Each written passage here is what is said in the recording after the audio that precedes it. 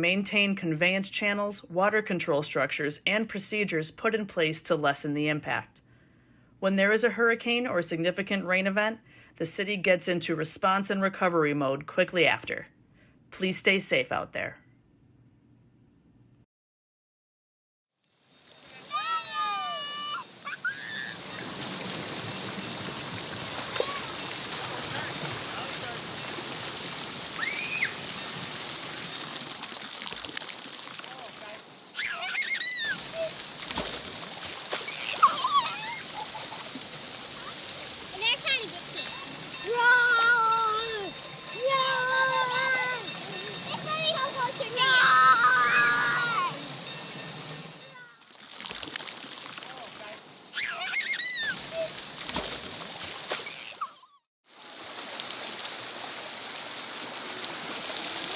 Oh, you're swimming in the pool?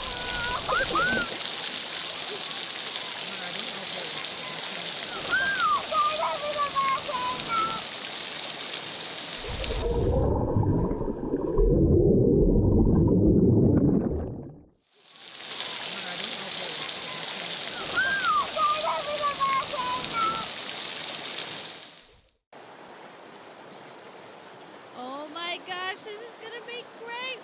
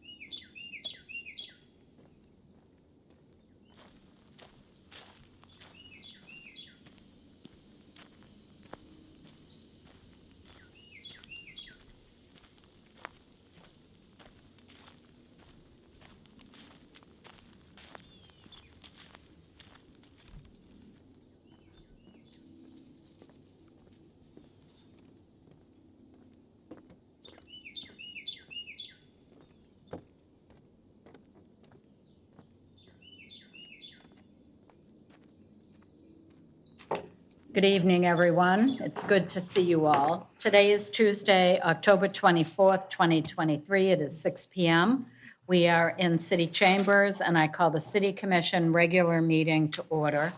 Commissioners present are Commissioner McDowell, Commissioner Stokes, myself, Mayor Langdon, Vice Mayor White, and Commissioner Emmerich. There is a quorum for this meeting.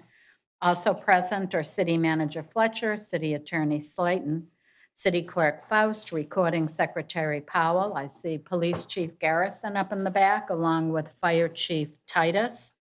Mr. Luzinski, would you lead us in the pledge, please? You know it.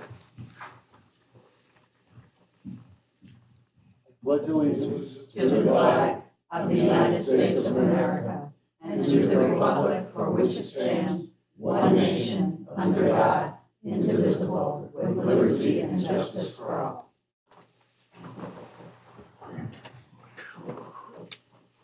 I'm looking for a motion to approve the agenda. So moved.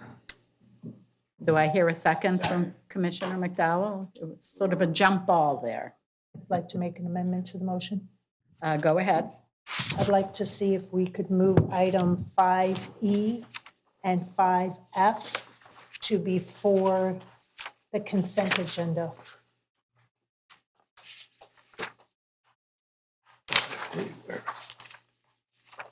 And why do you want to do that?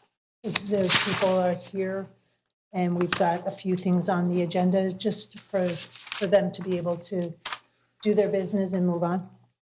That's all. 5E, which is the transfer of the sanitary lift station, and 5F, which is the Star Farms stewardship. Okay, hang on, let me make a note. Anyone have any issue with that? Okay. Do you want to make the motion, Commissioner? Oh, we There's a already motion. have it. Okay. There's a motion, second on Yeah. the floor. So the amendment is to move 5E and 5F before the consent agenda. Okay, troops, let's vote on the amendment. You need a second on the amendment? No, I had one. Yeah. I had Commissioner Yeah, I- Stokes made the, oh, we No, need a that was second for the regular. Yeah, amendment, Pete's. sorry. Okay, so we have Commissioner Emmerich as the seconder on the amendment. Let's vote, please.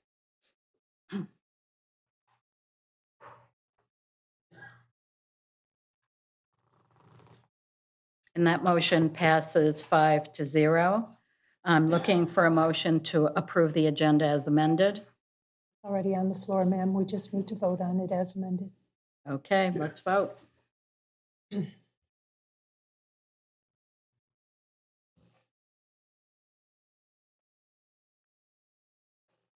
that motion passes 5-0. City Clerk, do we have any public comment?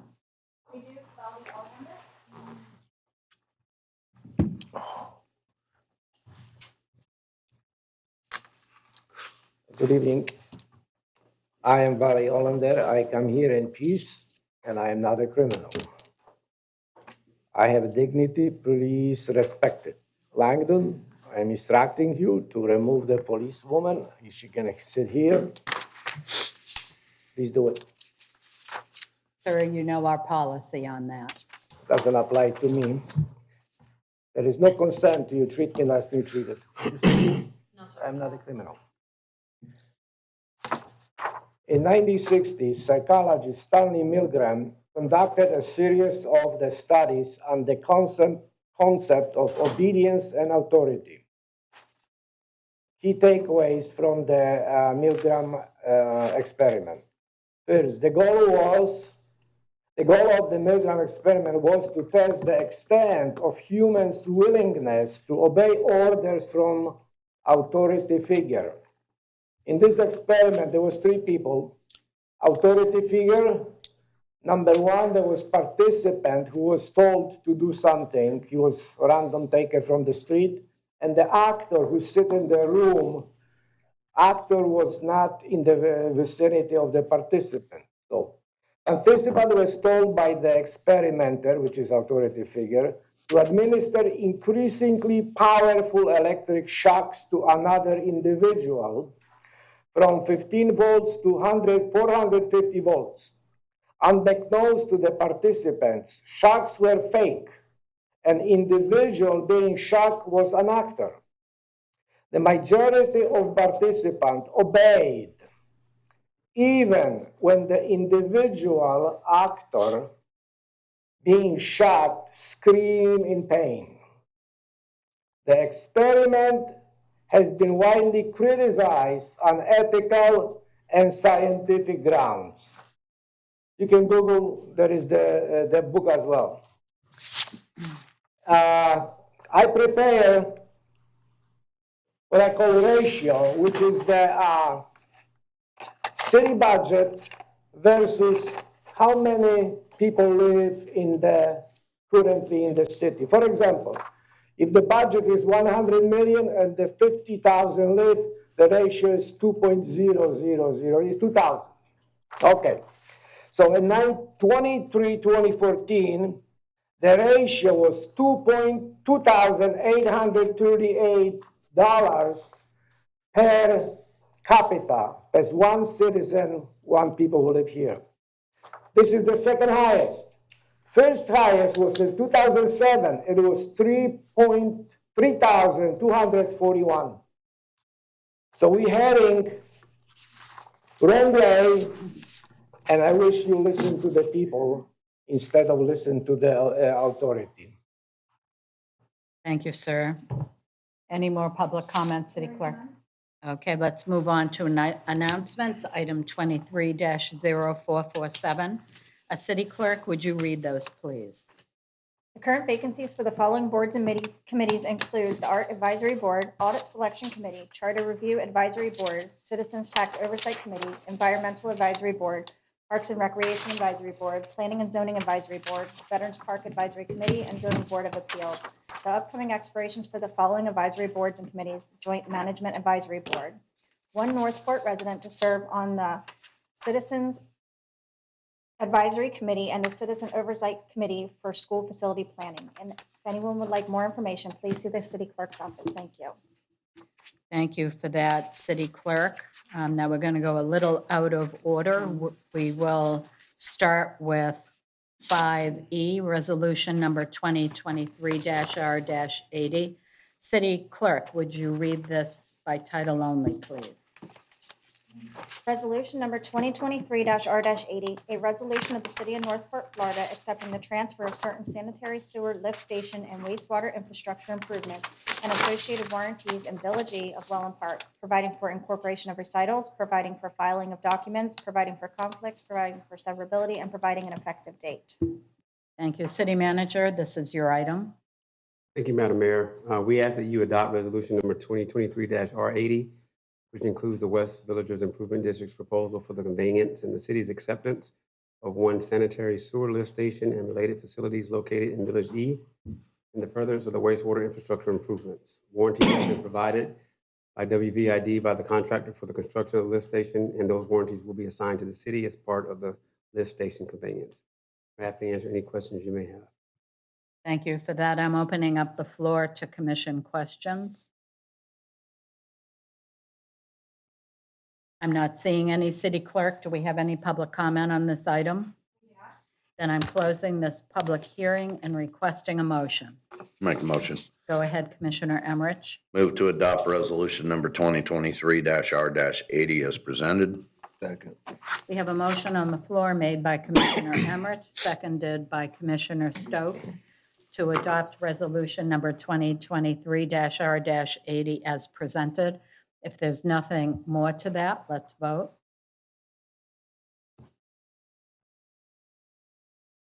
And that motion passes 5-0. Moving on to item 5F, resolution number 2023-R-79. City Clerk, would you read this item by title only, please? Resolution number 2023-R-79, a resolution of the City Commission of the City of Northport, Florida, stating pursuant to Florida Statute Section 189.0312B4, that the creation of an independent special district to be known as the Star Farms Village at Northport Stewardship District is consistent with the city's approved local government plans, stating that the city has no objection to the creation of the proposed district, providing for incorporation of recitals, providing for conflicts, providing for severability, and providing an effective date. Thank you, City Clerk. City Manager, would you introduce this item, please? Thank you, Madam Mayor.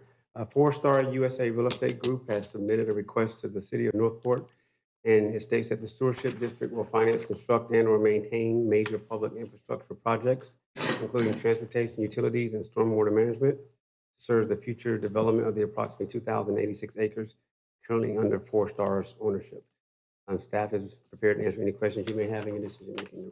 Thank you for that, City Manager. I'm opening up the floor to commission questions. Not seeing any. I'm sorry, I'm having technical difficulties. Okay, go ahead. I think I've got it there. I do have a few I'm questions. not seeing it, so why don't you just go ahead? Sorry, I do have a few questions.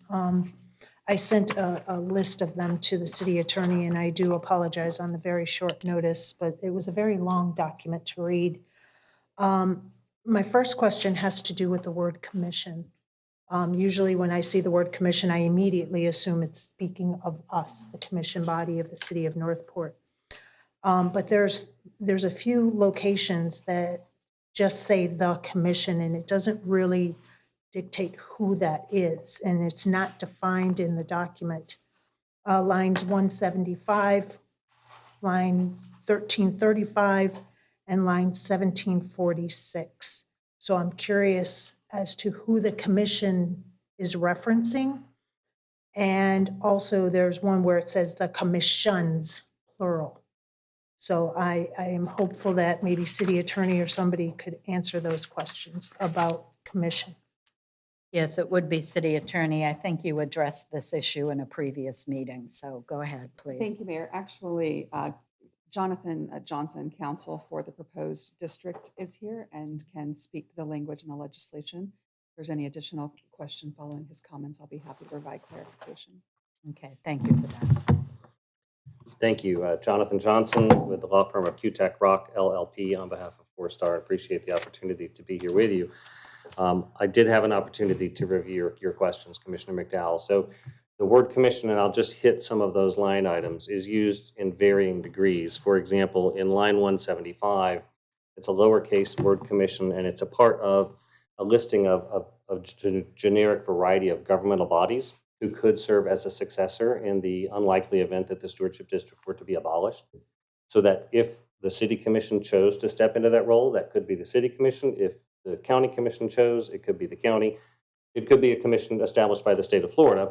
I say unlikely because in the 25 years we've been doing stewardship districts, there have been no districts abolished. And in fact, the only example I could give you of a somewhat analogous situation would be the Indian Trace Project in unincorporated Broward County that ultimately incorporated and became the city of Weston, and the city commission of Weston assumed all the responsibilities of that district. That, of course, couldn't happen here because we're already within the incorporated area of Northport. Line 1023 and line 1030 that you referenced is a reference to the city commission, and there's a prior sentence that refers to the district filing financial reports and budgets with the city of Northport, and then says, and the commission may make such use of them as they'd like. So that is a reference to the city commission. There are two other references. Find those. Line 1335 is commissions plural, and that is under the power listed for the proposed stewardship district to establish boards, commissions, advisory groups, and other sub-entities who might take on responsibility and advise the Board of Supervisors. An example would be we have stewardship districts who have created an RFP and bidding committee or commission, and they meet in the sunshine, evaluate, create the criteria, evaluate the proposals, and make a recommendation back to the Board of Supervisors who considers that. So that's the context of that word, commissions plural. And then finally, there are some references, for example, in line 1746. It's a similar reference to the extent that, and this would be very rare, that the Board of Supervisors were to delegate some aspect of issuance of bonds to a sub-agency that it established. I will tell you, I've never seen a district do that. The language itself is right out of section 190.016 for community development districts, so it's the same language that we've used there. But that's some of the varying uses of that word. Thank you very much. I appreciate that clarity. What prompted it was when I saw the city commission's role and I went, wait a minute, I read commission before, so I appreciate that clarity. Of course. The other question that I have is regarding the line 491. It talks about that this is a special and limited district and is created as a public body, corporate and politic, and local government authority.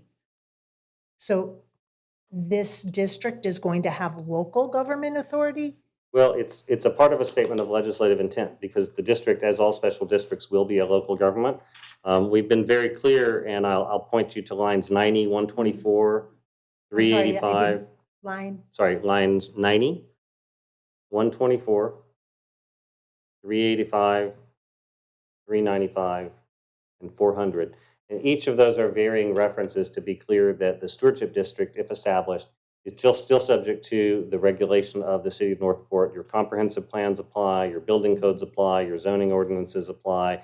Um, really, environmental regulations, nothing about the creation of this district any more than the creation of a CDD will usurp or take away the authority. So the reference to local government authority is really just a statement of legislative intent relative to it being a local government, but it's not a grant of authority, and we've tried to be very specific, frankly, using the language that comes substantially out of Chapter 190 with CDDs to say, we don't have authority to do any of these things. And that's consistent with the other districts in the area like Lakewood Ranch or North River Ranch or Babcock Ranch.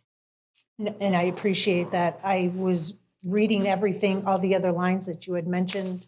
But when I saw local government authority, I went, wait a minute, that's kind of conflicting to what the other lines were saying. So I wanted to get some clarity on that. So Certainly. thank you for that.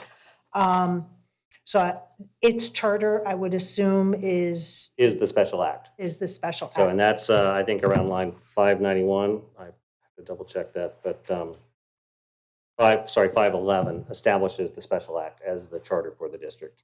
All right. I have only a couple more. In lines 1019 and 1027, it's talking about submitting documents to the city commission. So the city commission is a body.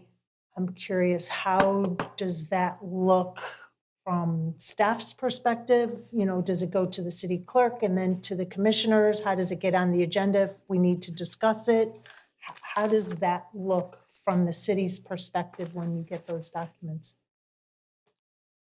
I think, Commissioner, that's something administratively that we can determine within the city. I don't necessarily think that's something that would typically be addressed by this type of legislation. It's also something that our city administrator or city manager can work out and direct to the district's administration as to how we'd like to receive those reports. Thank you. So my biggest one is trying to really understand about this independent special district. And then at the very, very end, I thought I understood everything that you are trying to do until it said that you're going to possibly have mergers with CDDs. But in all of the preceding language, including in the letter requesting that, you're trying to avoid CDDs because Correct. it makes more government bureaucracy, and that's why you want to have this special district. So then when I saw this merger clause in here, I'm like, why? If you're not wanting that. I would be happy to explain. Thank you. I think there's a good reason. So Chapter 190 governing CDDs was amended a few years ago to provide that if you wanted to merge a CDD into a Chapter 189 special district, you would use the processes and procedures that are set forth in the special act creating that district, which would be Star Farms. So while we don't anticipate at the present time that we would necessarily ever need to make use of this language, we have had examples, some locally that I'll discuss, where a developer and builder such as 4Star, after the creation of the stewardship district, acquired adjacent property and decided wanted to bring it within the boundaries of the stewardship district. If that was a CDD, it would be a relatively easy endeavor. We would file a petition for a boundary amendment with you. Within a couple of months, we'd be at a hearing and doing that. Given that the special act can only be amended by the legislature, we get one chance a year to do it. Depending on the timing, knowing that the session starts some years in January and some years in March, that can be a 9 to a 15-month delay to get that done. So we have had some instances where developers or builders have established a CDD over that adjacent property because there were some critical or time-sensitive infrastructure needs, and then they were merged when the legislature next met. And so for North River Ranch in Manatee County had that circumstance. We recently had that at Lakewood Ranch. Deering Park, which is a 62,000-acre stewardship district in Volusia and Brevard counties, had that circumstance. So to preserve the flexibility and not knowing what the real estate market might bring for the project in the future, we included that language. Well, that makes perfect sense. Thank you so much. I was comparing, this doesn't come before us very often. So I was using the West Villages Improvement District kind of as a guide, just to kind of get a better understanding on how these work. And there was something in the West Villages Improvement District that I didn't see specifically in here. The West Villages had and I'm not going to quote it, but something to the effect that the West Villages Improvement District cannot create its own policing agency, that it's strictly up to local government, city, county, state. And I don't see that provision in here. I do see where you can have your own security, and towing capacity and stuff like that. But I want to protect our wonderful police force and make sure that Northport Police Department is going to be having complete jurisdiction, that you in no way can hire your own police force at some point in the future. Yes, and that starts on line 1307. And I will tell you the language that's in this special act is the same language that you see in section 190.012 sub 2, where CDDs come in and request security powers. So it's a similar language. I'm sorry, what line? It is on line 1307 to provide security, including electronic intrusion, et cetera. So we've taken the language in 190.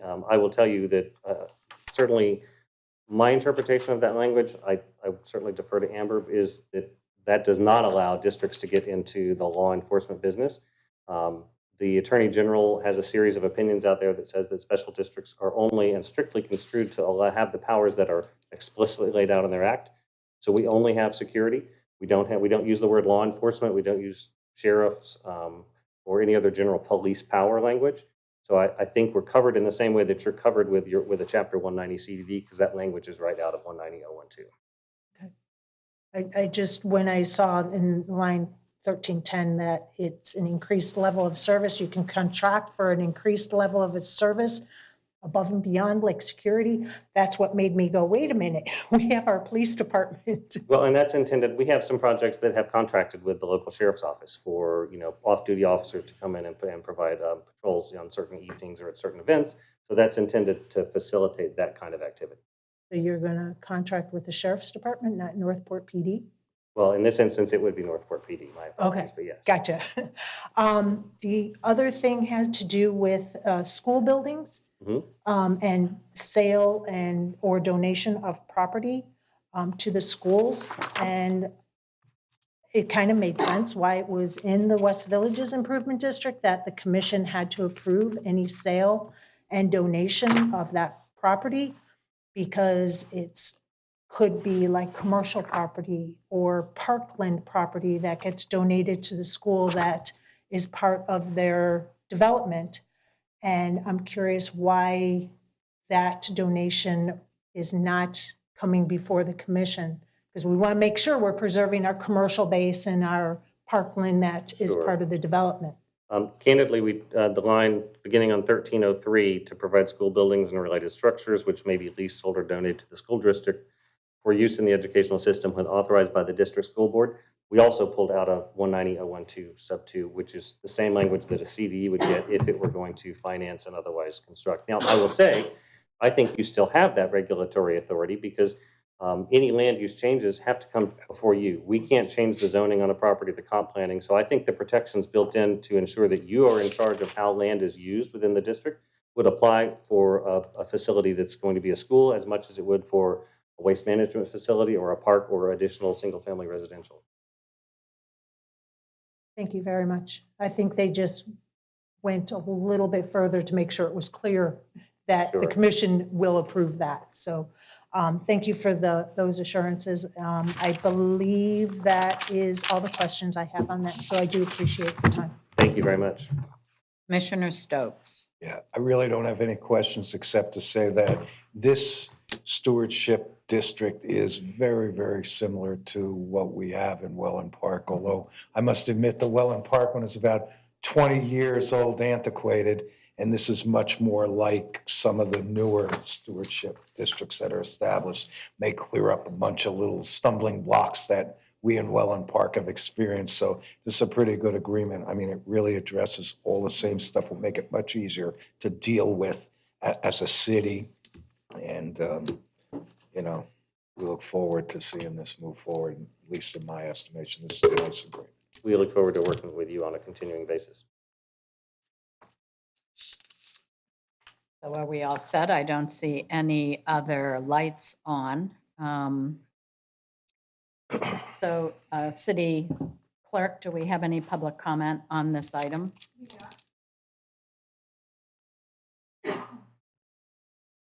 Okay, so I am looking for a motion. I'll make a motion, Mayor. Thank you, Commissioner. I'll make a motion to approve resolution number 2023R-79 as presented. I'll second it. We have a motion on the floor made by Commissioner McDowell, seconded by Commissioner Emmerich to adopt resolution number 2023-R-79 as presented. If there's nothing more to that, let's vote, please.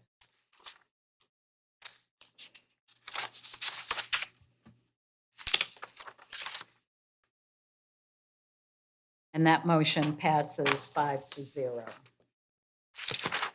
Okay, moving back in line with the agenda, let's take a look at the consent agenda. City Manager, have any items been pulled for discussion? No, Madam Mayor. Thank you. City Clerk, do we have any public comment on this item? Yes, we do. Michelle Posey, item number 23-1503. This never should have come to this point. The corrupt actions of our city manager, Jerome Fletcher, colluding with Miss Langdon in violation of Florida Sunshine Law has now led to the people's will and the original will of this commission to be subverted. What is there to say about that? To date, there has been no consequence for those involved, and this P3 partnership that no one wanted is being forced upon the community by tyrants on the dais. How can some of you prepare for election season, gearing up with your campaign slogans and promises, knowing deep down inside you have failed in your duties of keeping the citizens of Northport your top priority? You can plant as many trees as your heart desires around town and shake the hands of dignitaries around our county. But when you fail to carry out the will of the people, break the law to create shady partnerships, and pave over piece of paradise, that is the definition of dereliction of duty. No one wanted this. Everyone sees your failure. And the sad thing is we probably could have all worked together on this if you hadn't already subverted the will of the people who elected you. Give us our designated spring status back. Stop pretending you have any substantial community support in this backdoor deal. Discipline the illegal actions of our city manager. Investigate who is to be held accountable for how we have gotten here. Back up and do the right thing. You should know by now that there is no amount of time or deflection that will weaken the resolve of us Northport residents and those of us who know the corrupt acts that have carried this deal this far. We are Northport strong. That wasn't a slogan from our hurricane recovery. That is a rallying cry to make sure you understand that we unite behind our neighbors and hold elected officials accountable when the will of the people is circumvented. And that is all. Thank you, City Clerk. I'm looking for a motion. Mayor, Thank you, Commissioner Emmerich. I'll move to approve the items in the consent agenda as presented. Second. We have a motion on the floor made by Commissioner Emmerich, seconded by Commissioner Stokes to approve the items in the consent agenda as presented. If there's nothing more to that, let's vote, please.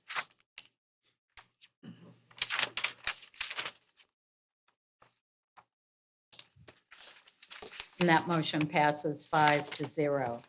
Moving on to public hearings.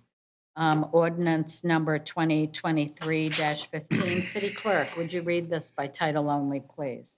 Ordinance number 2023-15, an ordinance of the city of Northport, Florida, related to the maximum age at which police officer pension plan members must begin to receive distributions pursuant to recent changes in the Internal Revenue Code and other revisions, amending the code of the city of Northport, Florida by amending provisions of Chapter 2, Article 5, Division 5, police officers' pensions, providing for findings, providing for conflict, providing for severability, providing for codification, and providing an effective date.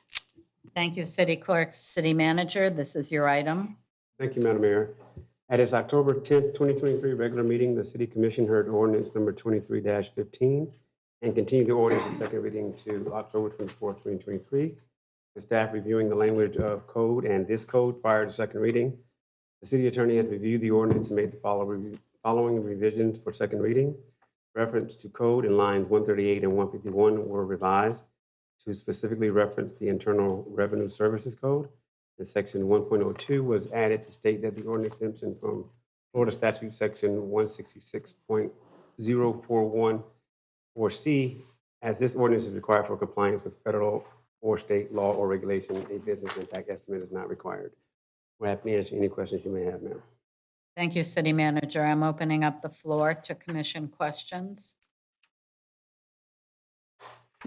Not seeing any. City Clerk, do we have any public comment on this item? We do not. Okay, thank you.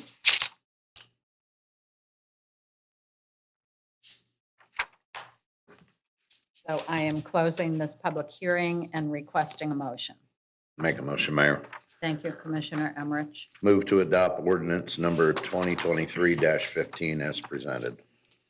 Second. I have a motion on the floor made by Commissioner Emmerich, seconded by Commissioner Stokes to adopt ordinance number 2023-15 as presented. If there's nothing more to that, let's vote, please.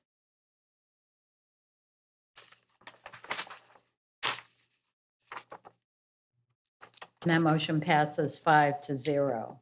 Moving on to ordinance number 2023-28. City Clerk, would you read this item by title only, please? Ordinance number 2023-28, an ordinance of the City of Northport, Florida, providing for the levy and collection of a public service tax on the purchase of electricity within the city, providing for findings, providing for exemptions, providing for record keeping, providing for violations and penalties, providing for enforcement, providing for conflicts, providing for severability, and providing an effective date.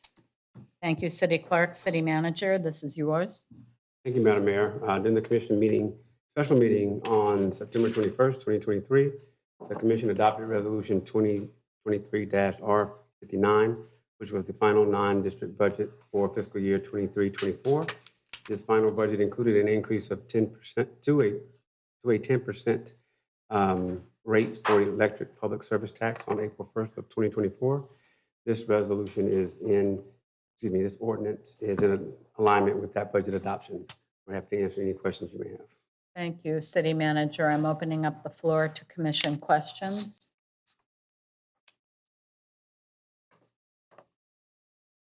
Not seeing any. City Clerk, any public comment on this item?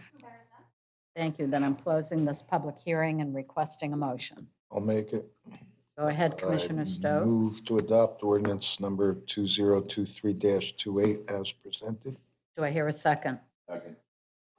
We have a motion on the floor made by Commissioner Stokes, seconded by Commissioner Emmerich, to adopt ordinance number 2023-28 as presented. If there's nothing more to that, let's vote.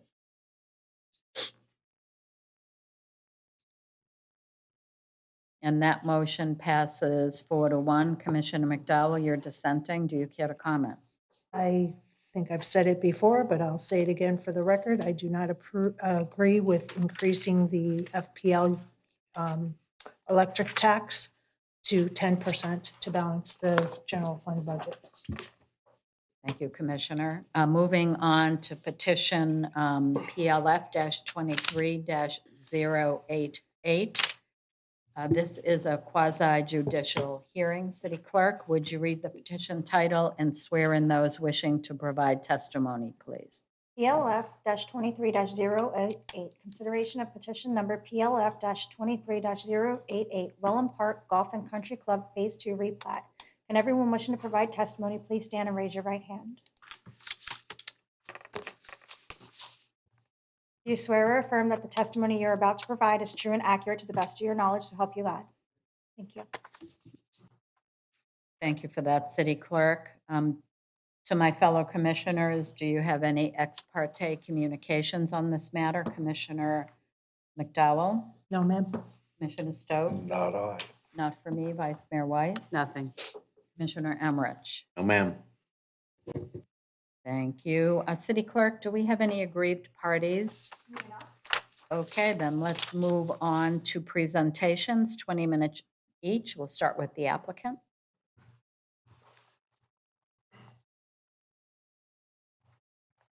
Good evening. Peter Van Buster with Kim and Horn Associates. I have been sworn. Just for the record, I am a licensed professional engineer in the state of Florida. Also, a certified planner through the AICP.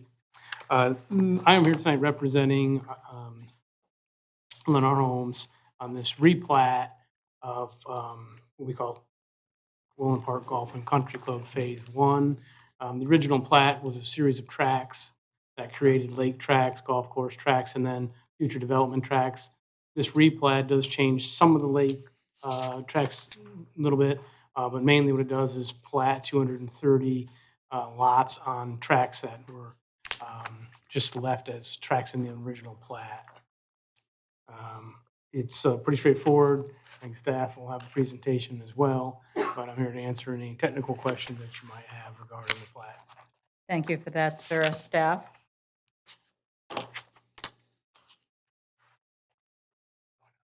Good afternoon, Carl Benj. I have been sworn.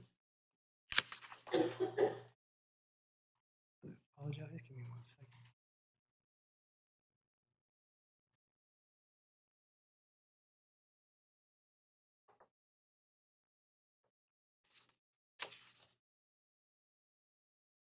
Okay. So we were talking about Welling Park Golf and Country Club, Phase 2. This is petition PLF 23088. Bit of an overview. Darren McMurray is the Vice President of Lennar Homes LLC, and the property owner is Lennar Homes LLC. And the request is the replat adds 230 single-family detached lots with associated infrastructure tracks. The location is within Village J, north, south, and west of the existing Welling Park Golf and Country Club Phases 1A and 1C and east of Prado Boulevard. The purpose of the replat is to continue the Welland Park Golf and Country Club development into Phase 2 with the addition of 230 single-family detached lots and infrastructure. Phase 1A consisted of associated road and drainage for an approximately 610-acre golf course and a single to multifamily residential community with various amenities.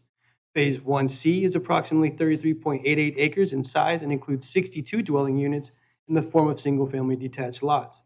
The total impacted area of this petition is 112 acres, plus or minus. To your left, you see the proposed replat of the petition, and to the right is what the site currently is. So compliance with Florida statutes and ULDC Chapter 37 subdivision regulations, the final plat was reviewed and approved by the contracted city surveyor for conformance with the Florida statutes Chapter 177 Part 1. And the final plat was reviewed for conformance with the approved Welland Park Golf and Country Club plats PLF 21348 and PLF 22115, and the subdivision SCP 21125 and SCP 21262, and infrastructure INF 21051 and INF 21261. The Planning and Zoning Division recommends approval of the petition number PLF 23088, Welland Park Golf and Country Club Phase 2. And if you have any questions, we'll be happy to answer them. Thank you for that, staff. Any rebuttal, applicant? The applicant has no rebuttal. Thank you, staff. And we have nothing. Thank you. Great, thank you. City Clerk, any public comment for this item? I'm opening the floor to commission questions. Not seeing any, let's move on to closing arguments. Staff, We have nothing. Thank you. applicant? The applicant has none. Then I'm closing this hearing and requesting a motion. I'll make it. Go ahead, Commissioner Stokes. I move to approve the Welland Park Golf and Country Club Phase 2 replat, petition number PLF 23088, and find that based on competent substantial evidence, the plat is consistent with Florida Statute Section 177.081, Unified Land Development Code, and Northport Comprehensive Plan. Do I hear a second? Second. We have a motion on the floor made by Commissioner Stokes, seconded by Commissioner Emmerich, to approve the Welland Park Golf and Country Club Phase 2 replat, petition number PLF-23088, and find that based on competent and substantial evidence, the plat is consistent with Florida statutes Section 177.081, the Unified Land Development Code, and the Northport Comprehensive Plan. If there's nothing more to that, let's vote.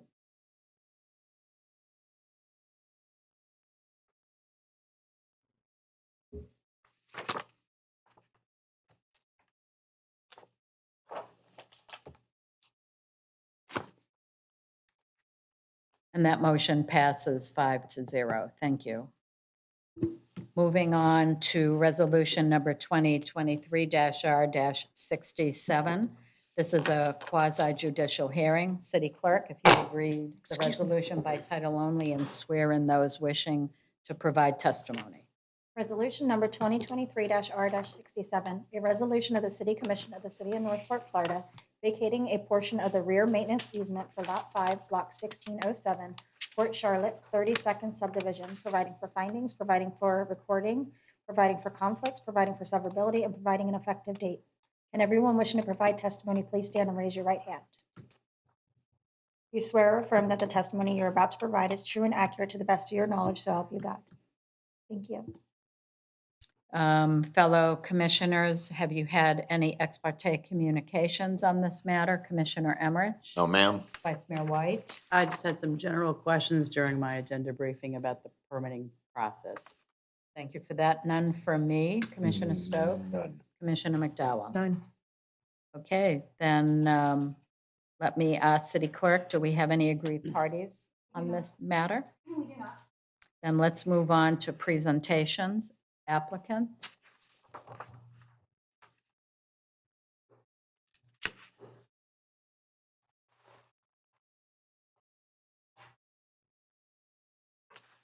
Hello, my name is Brandon Gilly, Gilly's Custom Homes, and also Gilly's Custom Pools. I've been a home builder and a licensed contractor in Northport for 20-some years. This particular situation, we have a curved easement and a pool deck that goes anywhere from 0 to 8 inches into the rear maintenance easement. Under normal circumstances with the home building process, they have procedures in place and different things. Excuse me, sir, you didn't mention that you had been sworn. Oh, I'm I sorry. saw you, but you do have to read No, that into okay. the, So just say I've been sworn? yes. Okay, I've been sworn. Check Sorry. that box, thank I you. wasn't aware, I haven't never done this, so I was a little confused and I wasn't sure that I didn't know I had to present, but You're doing fine. yeah, okay. Anyways, what I was saying is, as far as like the home building, like when we do houses, there's procedures in place to kind of stop this stuff from getting to the point we're at. The pool deck is in and the pool cage is on.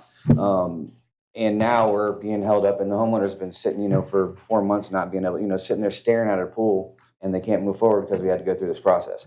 And the 5 other municipalities and counties and building departments that I work with around here, so, you pay, it's pretty much pay a fee, go through a little application process, and I mean, they grant you that, that extra space of your property after sending it out to the utility department to, whoever could eventually need that maintenance easement. Also, they just changed some rules because the well was obviously allowed in that maintenance easement probably up until I think they just did that a few years ago where they kind of started getting, trying to take more feet. That's really all I got to say. Thank you, sir. Staff? Oh, Are you staff? yes, I am. We haven't met yet. No. Welcome. Okay, great. Go ahead, please. David Brown, Planner One Planning and Zoning, and I have been sworn. Today, we're here to talk about 2683 Jabro Circle for a partial vacation of the rear platted easement with resolution number 2023-R-67. This is being done through petition number VAC-23-094. The applicant is Gilly's Custom Pools. The property owner is Sergey and Ekaterina Glushko. And the request is to vacate a portion of the platted rear 20-foot drainage maintenance easement due to a pool deck being constructed within said easement. The location is 2683 Jablo Circle, Lot 5, Block 1607, and it's the 32nd addition to the Port Charlotte subdivision with a parcel ID of 1120-16-0705. The property size is approximately 0.24 acres or 11,908 square feet. The applicant is requesting to vacate a portion of the platted rear 20-foot drainage maintenance easement to allow for the newly constructed pool deck and cage to remain. Based on the vacation of easement survey dated July 23, 2023, the pool area is currently encroaching approximately 8½ inches on the right rear corner and tapers to no encroachment at the left rear corner. The total encroachment area is 43 square feet. The Planning and Zoning Advisory Board voted unanimously to support the application or the approval of this petition. The site plans provided with the building permit number 22-8788, which was for the pool and deck, and 22-11456 for the pool cage indicated that the pool and deck did not encroach into the easement and met the minimum 20-foot rear setback. Both permits were approved and issued. Subsequently, the as-built survey submitted to finalize the permits found that the pool was located within the 20-foot rear maintenance easement. A variance was approved for this project previously as the pool deck did not meet the 20-foot rear setback. If the request is granted, approximately 43 square feet of the easement will be vacated. The pool permit can only be closed once the easement encroachment is resolved. The following agencies have reviewed the request to vacate the portion of the platted rear 20-foot maintenance easement and through written response have granted their approval. No issues or concerns were raised regarding this request. I do want to add, I forgot to put it on this sheet, but I have on my newer ones, that if there was no response within 10 days, it was a no objection. So this was reviewed in compliance with Florida statutes and ULDC Chapter 53 zoning regulations. The vacation of easement was reviewed and approved by staff for conformance with the Florida State Statutes Chapter 177. The vacation of easement was reviewed and adopted by staff for conformance with the ULDC Chapter 53 zoning regulations. Staff recommends that the approval of petition number VAC-23-094 via resolution 2023-R-67. Any questions? Thank you for that. We'll have questions a little later. Any rebuttal, applicant? Come up and state into the, No rebuttal. thank you. Staff? No rebuttal here. Okay. Let's move on to public comment. City Clerk? Okay. Now we can ask our questions. I'm opening the floor to my fellow commissioners. Commissioner McDowell? Yes, I'm sorry, I didn't catch your first name and welcome. David, thank you, welcome. Thank you. Could you put your presentation back up that mentioned about the permit? Yes. Mm. So the site plan shown here is the approved site plan that was submitted with the permit. Okay. And the previous one shows the current condition that shows the encroachment. Okay, so the permit was issued based on this plan? Correct. Okay. Then what is the variance? Explain to me what the variance that was approved by the hearing officer or zoning board of appeals, I'm sorry, the zoning board of appeals, what was that variance for? So since the deck now comes in, as you can see here, at 19.3 feet on the rear side, the property is technically waterfront, so it has to meet a 20-foot setback.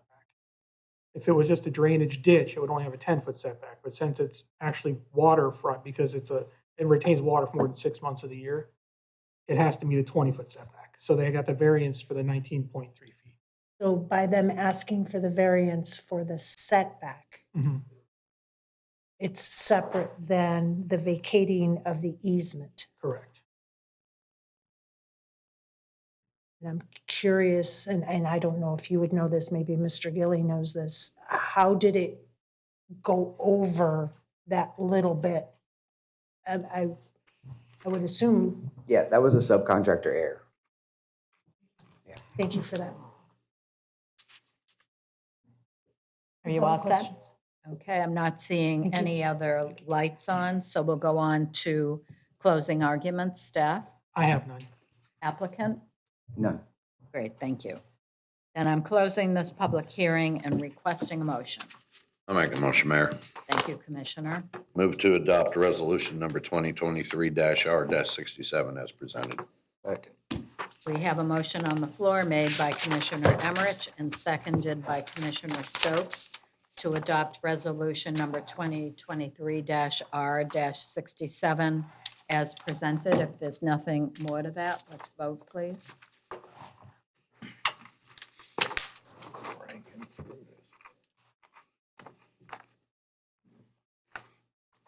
And that motion passes 5-0.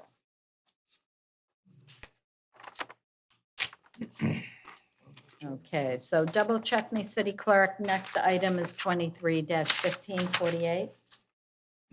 Or have I jumped something? 1504, we're almost done, Mayor. You're on general Look at business. that. Don't jump around Oh, anymore I'll tell now. you, when we go out of order, I know. it's really a challenge to kind of keep everything in sync. Okay, we'll move on to general business. Item 23-1504. City Clerk, would you introduce this item, please? Yes. The October 5th, 2023 Commission regular meeting minutes were submitted to Commission for review on October 10th. Commissioner McDowell provided suggested changes on October 10th regarding some verbiage that was missing. For Vice Mayor White announced the item and queried the city manager regarding items pulled from the consent agenda, that there was no public comment, and that Vice Mayor requested a motion. This verbiage was added to the new minutes. Okay. I'm opening the floor to any commission questions. Not seeing any. City Clerk, any public comment on this item? There is none. Looking for a motion. I'll make a motion, Mayor. Thank you, Commissioner McDowell. I'll make a motion to approve the October 5th Commission regular meeting minutes as amended. We have a motion on the floor made by Commissioner McDowell, seconded by Commissioner Emmerich, to approve the October 5th, 2023 meeting minutes as amended. If there's nothing more to that, let's vote, please.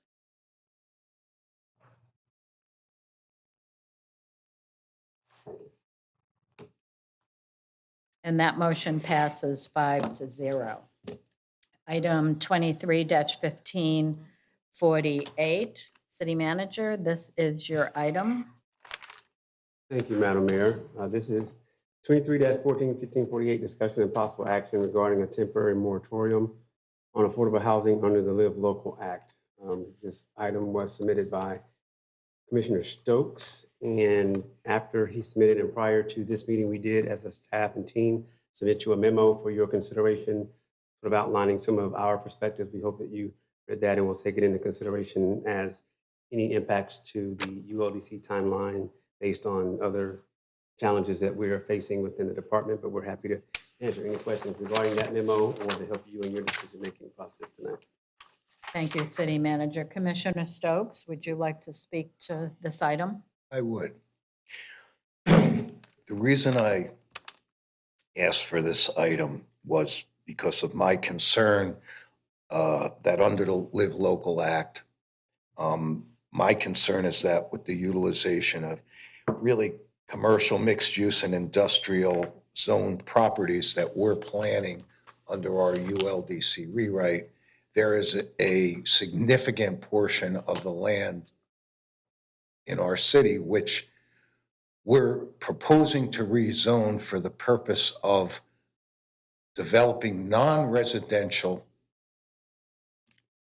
growth, for the purpose of shifting that tax burden off of the residential taxpayer in our city.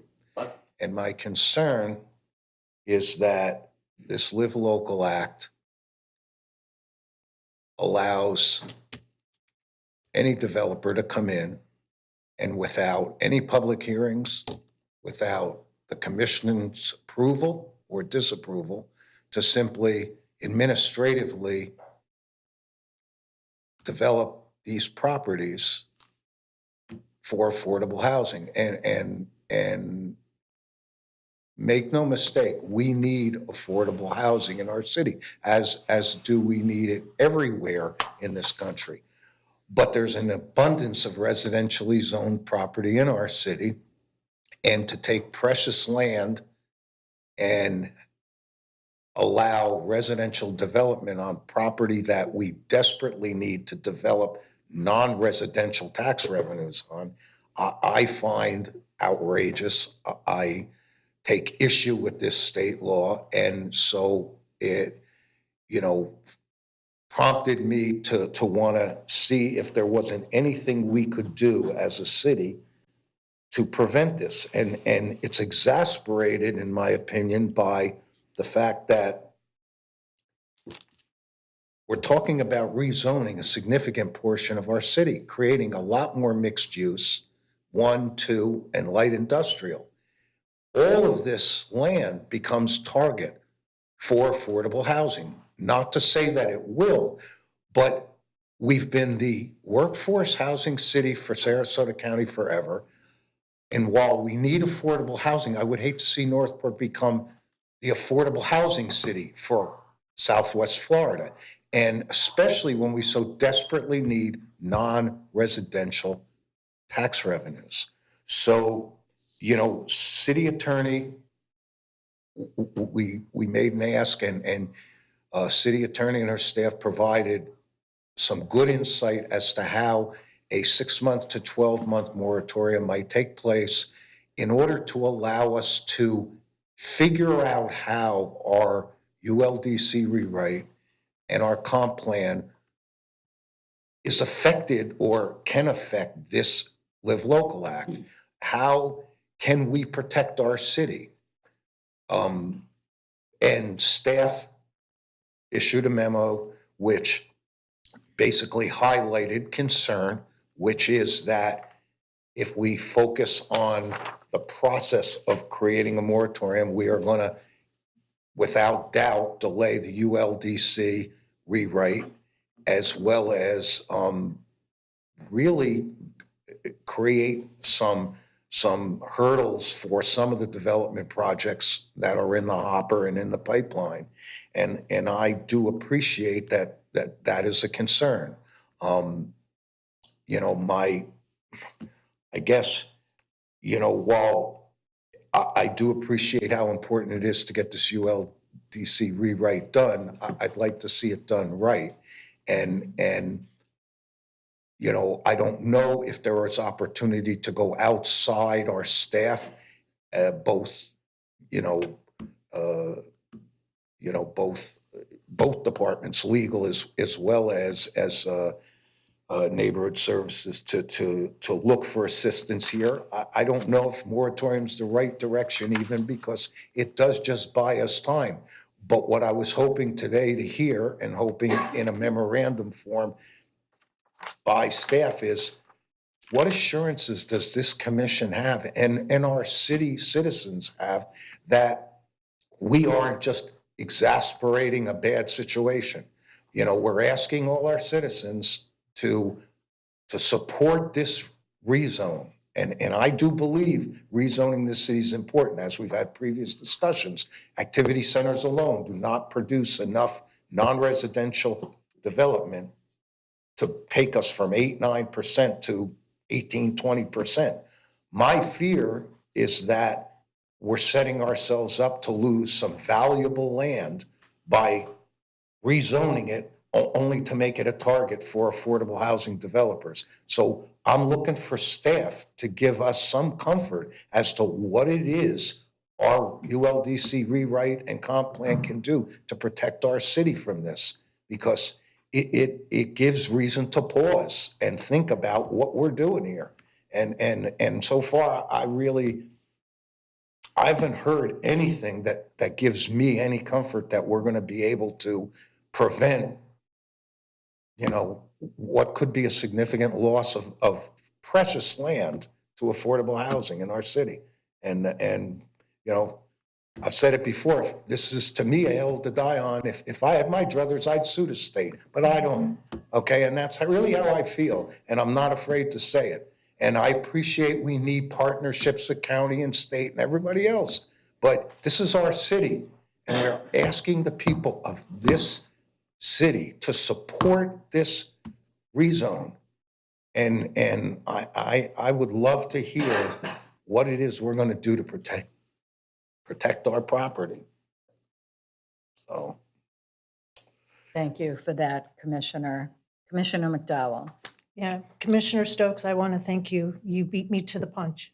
I also sent an email requesting an agenda item for this discussion because I share 100% your concerns.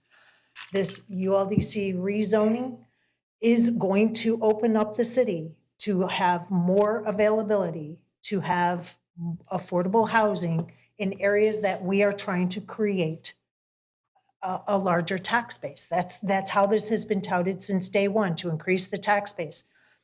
It started out fantastic, and I do disagree with a lot of the rezoning proposal areas, but the state came in and just made my concerns that much more. because mixed use, industrial, commercial, taking those properties away and possibly having affordable housing on top of it, and then adding on top of all of that, the tax exemption that this Live Local gives, and the percentages are small to be able to be tax exempt, and then they graduate and, it's at different levels. The fact that we're not notifying the public, we can make it so that, yes, they have to notify the public, just like our code requires, although they're not going to have a neighborhood meeting, that they notify the neighbors, notify the commission. How's that for an idea to let us know that there's something going on? The administration aspect of this Live Local Act, they say it's going to be affordable housing and it's so many percentages. How do we know that in 30 years? How do we know that in 10 years? We have to come up with a plan to be able to hold their feet to the fire to make sure that it stays affordable, to make sure they're still earning that tax exemption. Those are things that aren't in this bill that we, the city, have to figure out. We have to have a policy on the website for expedited permitting. And that's going to take time and energy. We have to have an inventory list available. That has to be done. There's so much in this bill that the city is required to do, or mandated to do, on top of us trying to do this ULDC. Commissioner Stokes, I was going to take it one step further. We probably need to pause the ULDC because there are incentives in the proposed ULDC which will make this Live Local Act even more enticing because it takes the densities up to 30 dwelling units per acre within a mile. It takes the building heights higher if they meet certain criteria and incentives. This whole thing needs to be paused. We have to do this Live Local Act. There are provisions in the act that we are required to follow that we haven't even really begun to follow. And then all this information we have to have available not only for the commission to be able to make decisions for our zoning code, but for staff to be able to implement and to keep the citizens informed as to what is going on in their neighborhoods. This rezoning, it just makes me really nervous losing the ability to have a commercial tax base, a non-residential tax base increased. I agree with you, Commissioner Stokes. It needs to be, the Live Local Act needs to be a moratorium. I love the idea of 1 year. I was even going to compromise with 9 months. If you can have a baby in 9 months, we should be able to get this done in 9 months. And really, we need to probably seriously consider pausing the ULDC until we get these answers as how the Live Local Act is going to affect our land development code. So. Thank you for that, Commissioner. Before I go back to you, Commissioner Stokes, I have a few things to say. For me, these conversations are always about balance.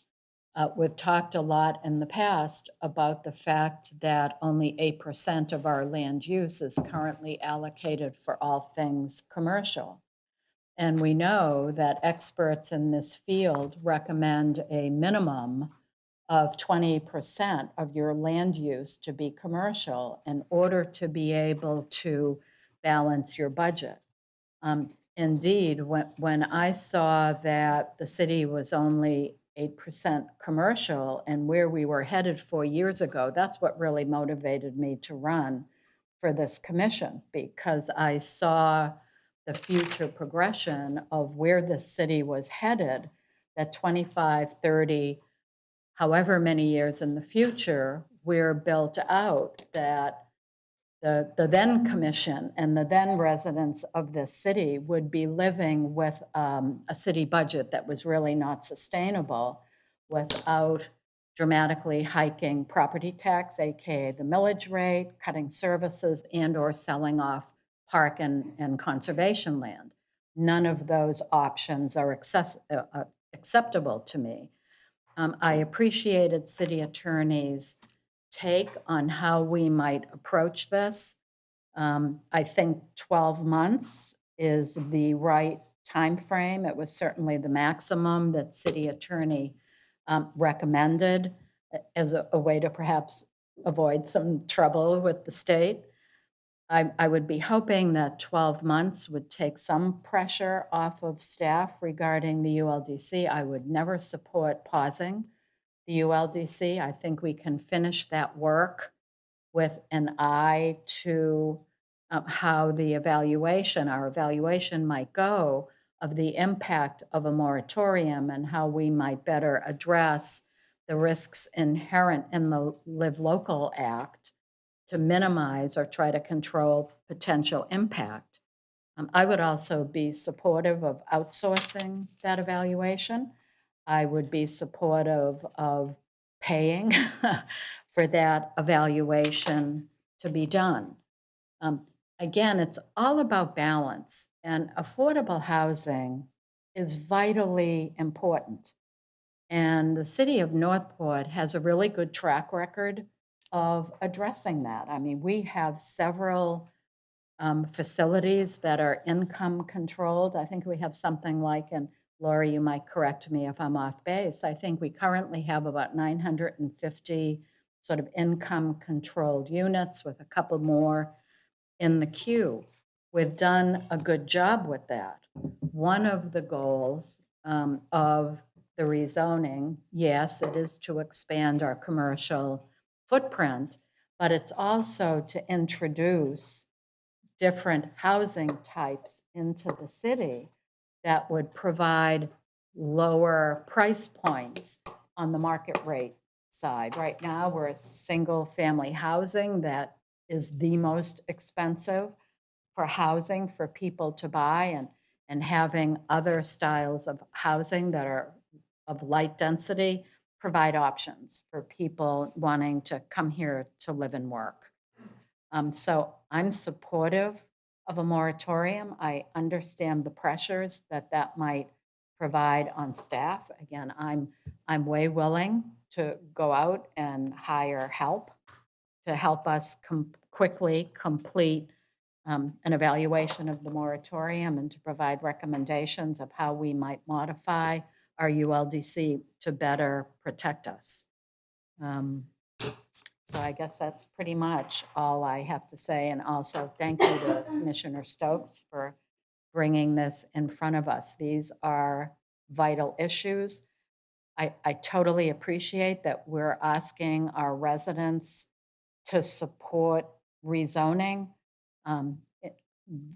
in introducing mixed use and expanding our commercial use, and to have an unfettered state statute that allows that land to be chewed up like Pac-Man. I don't know how many Love the people analogy. in the room are old enough to appreciate Pac-Man and Ms. Pac-Man, but that's sort of the mental image I have as we rezone people coming in.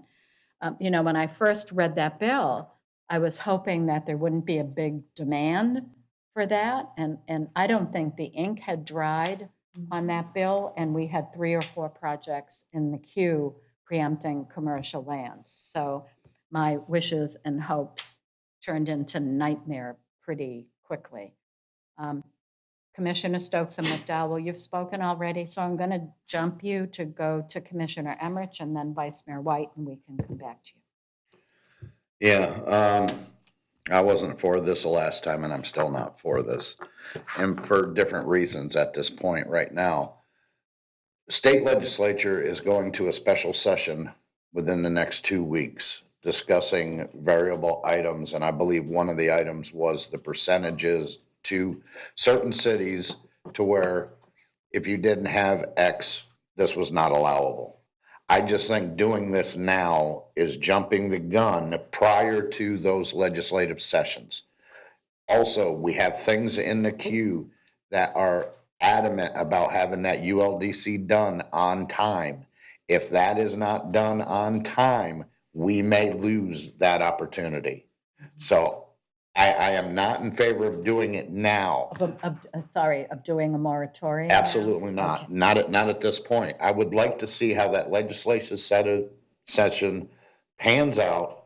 We can always revisit this in the future, and since Ms. Barnes is up there, we have nothing in the queue right now that's taking over affordable housing and commercial, do we? Yes, we do. Yeah, we do. Or two at least. Lori Barnes, Assistant Director of Development Services. We have had pre-application petitions submitted for affordable housing developments in non-residential districts. We do not have any formal applications in the queue at this time. They came to us asking for contribution to help with them, and then we denied that, but then they had to go to 100% funding on their own on the outside. That's what I was asking is, have they achieved that funding and come back and went back on the drawing boards? And I don't believe that is correct. I have no information on their funding status. I do know that But they have not applied. there were 2 projects that came before this commission for funding assistance above and beyond what's usually covered under the low-income tax credit housing.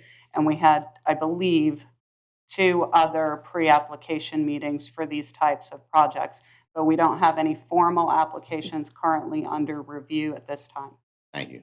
And as I said, for those main reasons on what we have to lose by putting on this moratorium, to me outweighs putting a moratorium on right now without getting the facts over the next month. We can revisit this, beginning of December, January, and I don't think it's that big of an ask to just wait. That's all I got. Okay, thank you, Commissioner Emmerich. Vice Mayor White? Yes, I had some questions about the process. Do we know how long that would take to get a moratorium in place? Is that a year? I thought I heard. The process, from the process memo Elena Ray put together Right. for you all, I believe she anticipated no sooner than the end of February could the ordinance adopting the moratorium Come be before us. finalized. Yeah, right, okay. And remind me again, all of our commercial properties that we have now, is that 8%? Do I have that right? Or? 8% of commercial is right in the ballpark. So even if all of them were developed for commercial, that's the max we could have, 8% for commercial. This is where Northport gets a little complicated, Vice Mayor.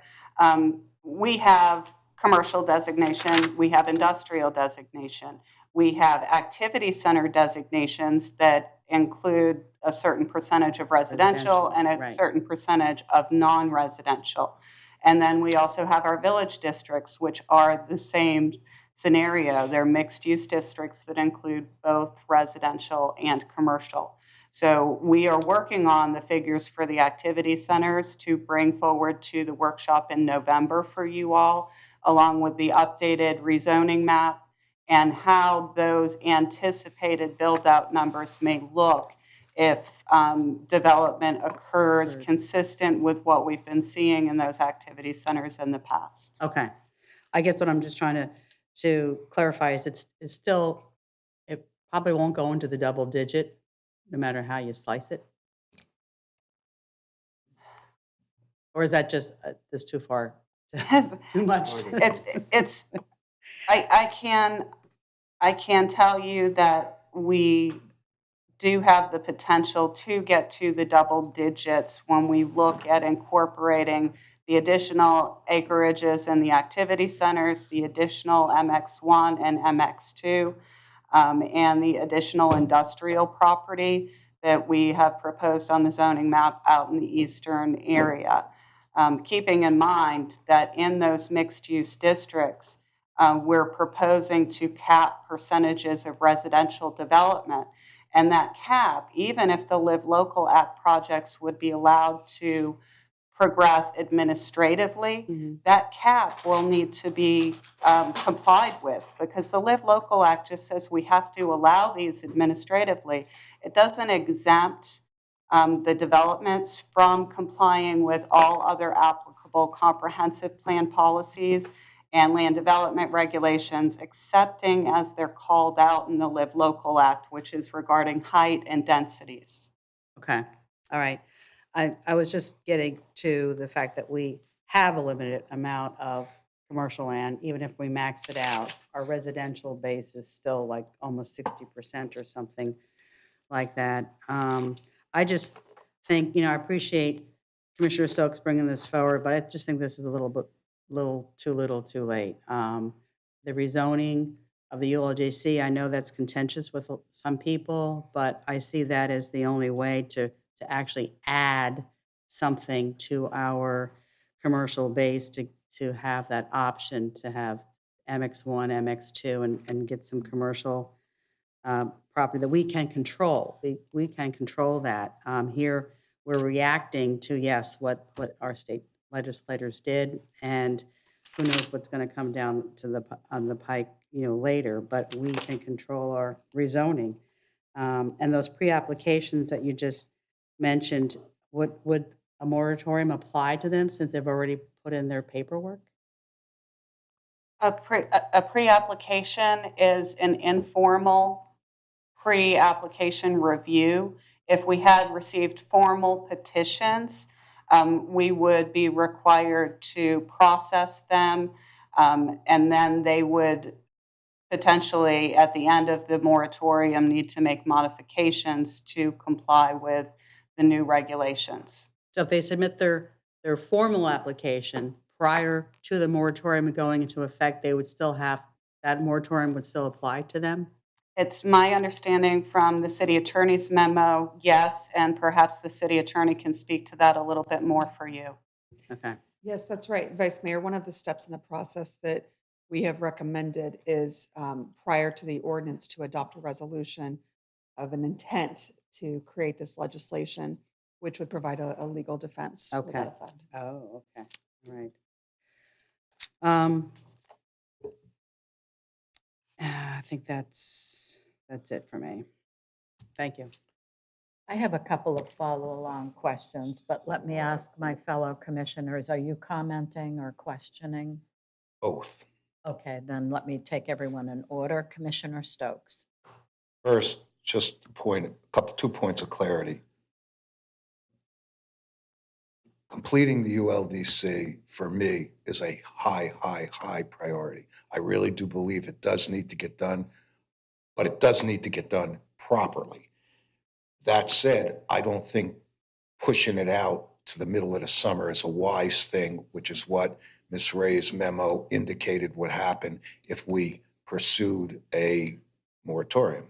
Secondly, it would also have implications with regard to some of the development projects, Mineral Springs, a few other things, which I really do not think should be delayed. I don't think it's in the city's best interest. So stating that, okay, part of my question is, how do we hold off these affordable housing projects and yet still get our ULDC done in a timely fashion and be able to move these projects forward? That's what I was hoping to see out of staff. It's staff's, say this politely, staff's job is to tell us how. That's what I would like to see. I understand staff would prefer we not do this moratorium. It's very clear. I get that. But there is a way to do this, as Mayor said. Even if we have to ship this outside to have outside support, this is a 4 to 6 month process to get a moratorium in place. While that proceeds, I don't see why we can't get our ULDC done and be able to move these projects along. I just, as Vice Mayor said, oh, well, there's so much land and, we have opportunity to develop non-residential. Well, not really. We're converting residentially zoned property that is not a target or not available for affordable housing. It's always affordable. It's always available for affordable housing if somebody wants to build affordable housing. But under the Live Local Act, once we rezone property to mixed use 1, mixed use 2, light industrial, anything other than its residential zoning as it exists now, it becomes a target.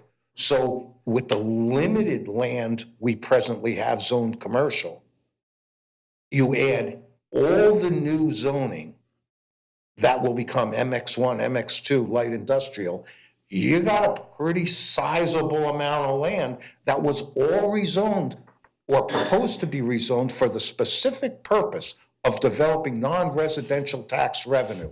And nobody's saying what we do to protect this. That's all I'm asking. Who's working on that? And I don't believe there's anything in the legislative agenda coming up this week that addresses Live Local at all. I've read through their agenda. I could be wrong. I mean, there's probably 100 people going to speak, but I don't see anything that's on their agenda with regard to modifying this Live Local Act. And Florida League of Cities was conspicuously silent on it in both sessions I've gone to recently. So as far as I'm concerned, nobody's touching this.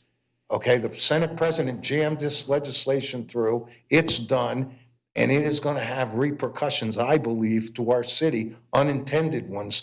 And I think we need to make a huge effort to protect ourselves from this. And that's the idea of the moratorium, to buy that time. But we have to find a way to get our ULDC done. I don't think the two have to be either or. And that's what staff said in their memorandum. And maybe we need to think outside the box as to how we might still accomplish both, as the mayor suggested, because as it stands, I don't want to be sitting here a couple of years down the road with a half a dozen or more projects being built for affordable housing on property that we rezoned for the purpose of development, non-residential development, and now we lose that revenue source. And it's just a huge concern of mine, and that's why we're here banging it around. I know we're beating this horse up good, but there's got to be a way to accomplish both.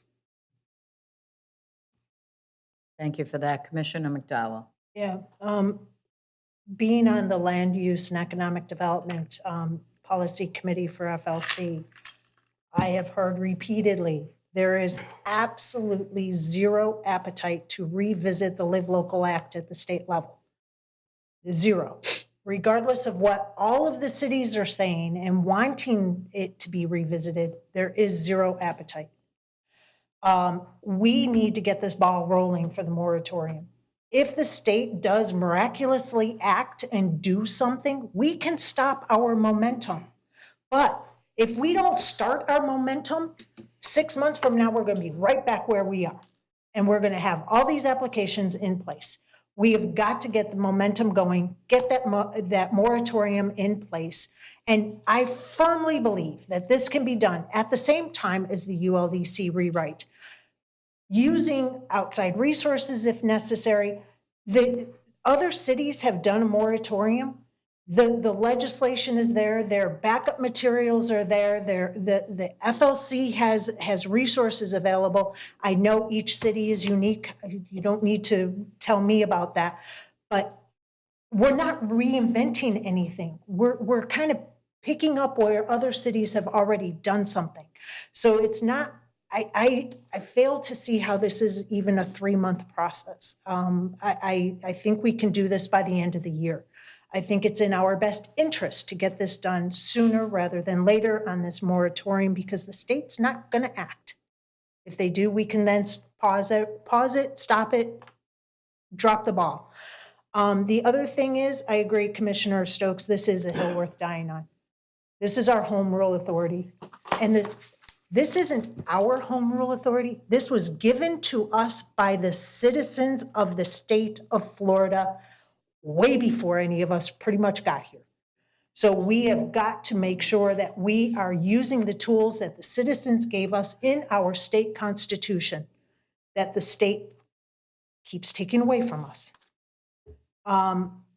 We do not control any of the development regarding to the Live Local Act developments in commercial, industrial, and mixed use. If a developer wants to come in and develop in those 3 areas, those 3 zoning districts, the city commission can't do anything about it. We do need a diverse housing option. Mayor had mentioned that, yes, and have a lower price point.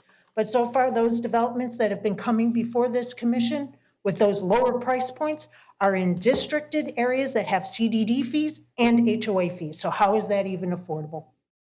That defies any logic. We can outsource this, and I will throw it out there, use our commission contingency if there's no money in the budget. That's what we have a contingency for. Back on July 25th, and this is where my question is, Mayor, we made a motion to direct the city manager to create a commission meeting agenda for discussion and possible action to include staff recommendations and city attorney analysis to require a 35% minimum acreage regarding this Live Local Act, and a timeline for completing the non-residential component of any Live Local Act project. And I was wondering if we could get an ETA, maybe not today, but maybe on our workshop when we're having this discussion. I didn't see anything in here in your memo addressing that motion that was made. So that is a very big component to what we're trying to do. And Commissioner McDowell, if I made, that analysis is currently in the city attorney's office. We put that analysis on hold to provide the analysis on the memo that you're talking about today. Thank you. And so that explains the delay from our perspective. Thank you for that, City Attorney. City Manager, you want to speak? Yes, thank you, Madam Mayor. I certainly appreciate the passion coming from the dais regarding the topic. Our team and our staff are not the owners or the pushers of what the act is, and our friends that we know in the state are not either. It's out of a lot of our control, and we appreciate the support that we get from our state stakeholders. I would say that I don't think anyone up here knows how much time it takes to do it. You have been given an estimate from the subject matter experts of the people who will be doing it. So to minimize that time frame up here tonight is not fair, and is most likely going to be inaccurate and set up false expectations for when the information will come back to you just based on the priority of the problem. I believe that when we say that they can be done together, I think the memo said we don't know that right now. That does not mean we won't know it in 2 weeks. It doesn't mean we won't know it in 4 weeks. But if you make the decision today to say to implement a moratorium, we just want you to be aware of the consequences that will bring. That is your decision. We will execute whatever the board decides. We just want you to be fully informed in your decision making. Thank you, Madam Mayor. Vice Mayor White. Yeah, I had one more question. This would be just for a 6-month moratorium? Is that where we're looking? I want to. You decide the length, ma'am. It was recommended 6 to 12 months. Okay, because it says, I reread this, and it said issuing a moratorium for a 6-month period, and then we'd be right back where we started from. Do I have that right? Whether it's 6 or 12, would be back with coming under the Live Local. There won't be any more moratorium. The concept, Vice Mayor, is that during the period of the moratorium, the city develops the regulations that are necessary to comply with the act, and also develops the processes that are necessary to comply with the act. So yes, the moratorium would peel off, but conceptually by that time, we would have legislation before the board that would be different than what we have in place now. Legislation coming from us or from the state? From this board, Yes. regulations.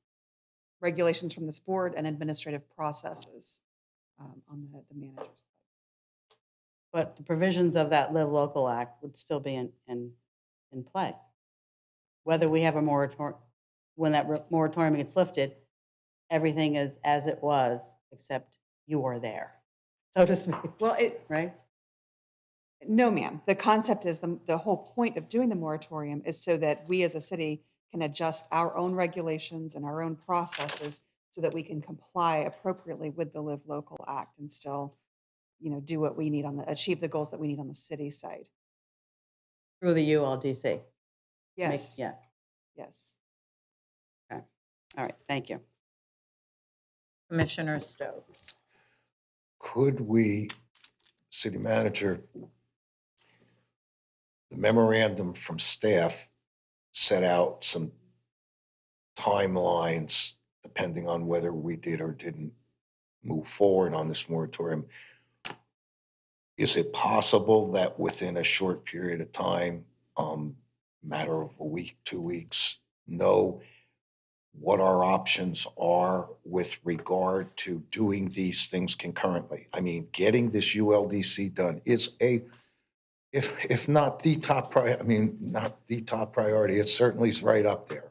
So the last thing I would want is for this ULDC to be unduly delayed, because it has ripple effects to many of the important development projects that are already in the pipeline. So we don't want to do that. But how could we know? Is there a way for staff to come back and tell us within a week or two or whatever that, yes, with the proper financial resources and outsourcing, we could still accomplish this and move this moratorium process forward? As City Attorney said, this buys us 6 months to a year, depending on how long the moratorium were to go in place if we're approved, which would allow us time, even if we finalized our ULDC rewrite for February. Even afterwards, it doesn't mean that there can't be modifications, tweaks, things done based on what this moratorium process allowed us to analyze, which is what can we do to our comp plan and ULDC to mitigate the impact of this Live Local Act. We have to live with it, I guess, unless somehow someone wakes up in Tallahassee and decides that this is a bad bill or amends it in some fashion. What is there humanly possible this city can do to mitigate the impact of this bill through ULDC or comp plan changes or amendments? So if we buy that time and are able to do it without impacting our ULDC rewrite and the projects that are being done, like, when would we know that? I mean, can we know that? Is that an unfair ask? Or So what I would say is, before I ask Ms. Barnes to finish the statement, is we don't know because we didn't have time to go in that direction. This came out last week. We put it on to talk about it today.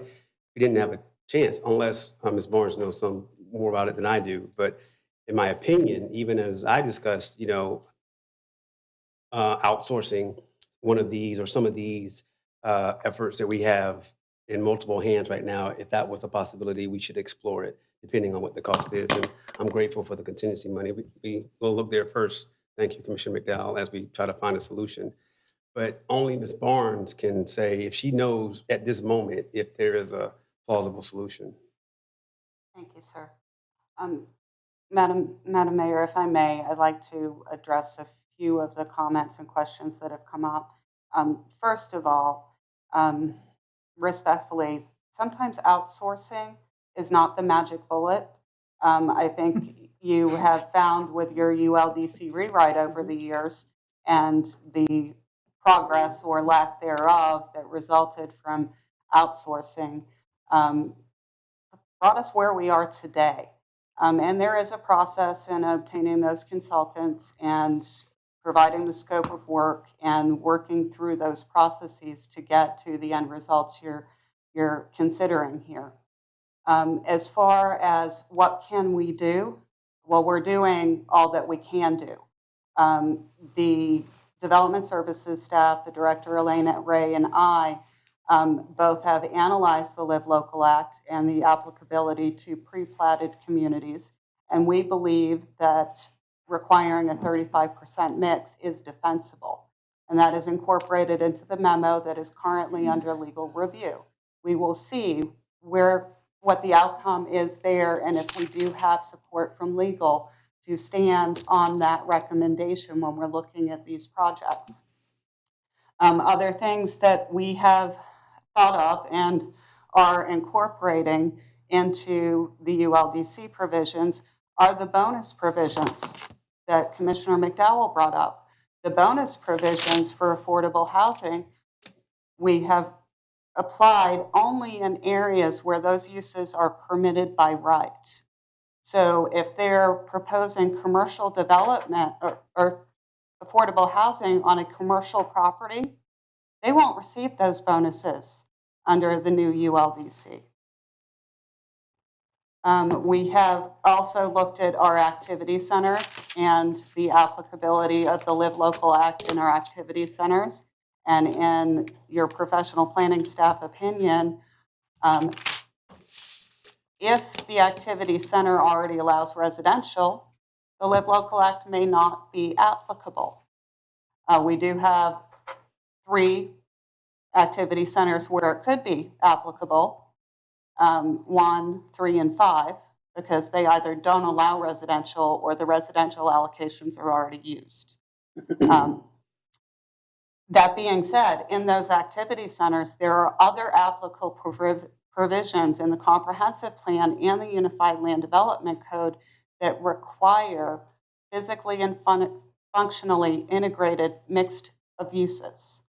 So we have the backing of those provisions in our code right now, which we can require affordable housing developments under Live Local to comply with. The Live Local Act doesn't say they have carte blanche. It says they are to be approved administratively if they comply with the Live Local Act provisions and all other applicable local codes and regulations. Now, as far as the affordability component, affordable housing developments regularly receive funding through the Florida Housing Finance Corporation, and they have land use restrictive covenants that provide for the duration of their affordability. We can require that documentation to be provided to us, or we can adopt an administrative policy to require a separate land use restrictive covenant for those kind of things. So I just wanted to bring to light that there are some things that we are investigating as to whether we have the legal backing to stand on our professional opinion regarding planning and the legislation as it stands that we might be able to implement between now and when the ULDC is adopted.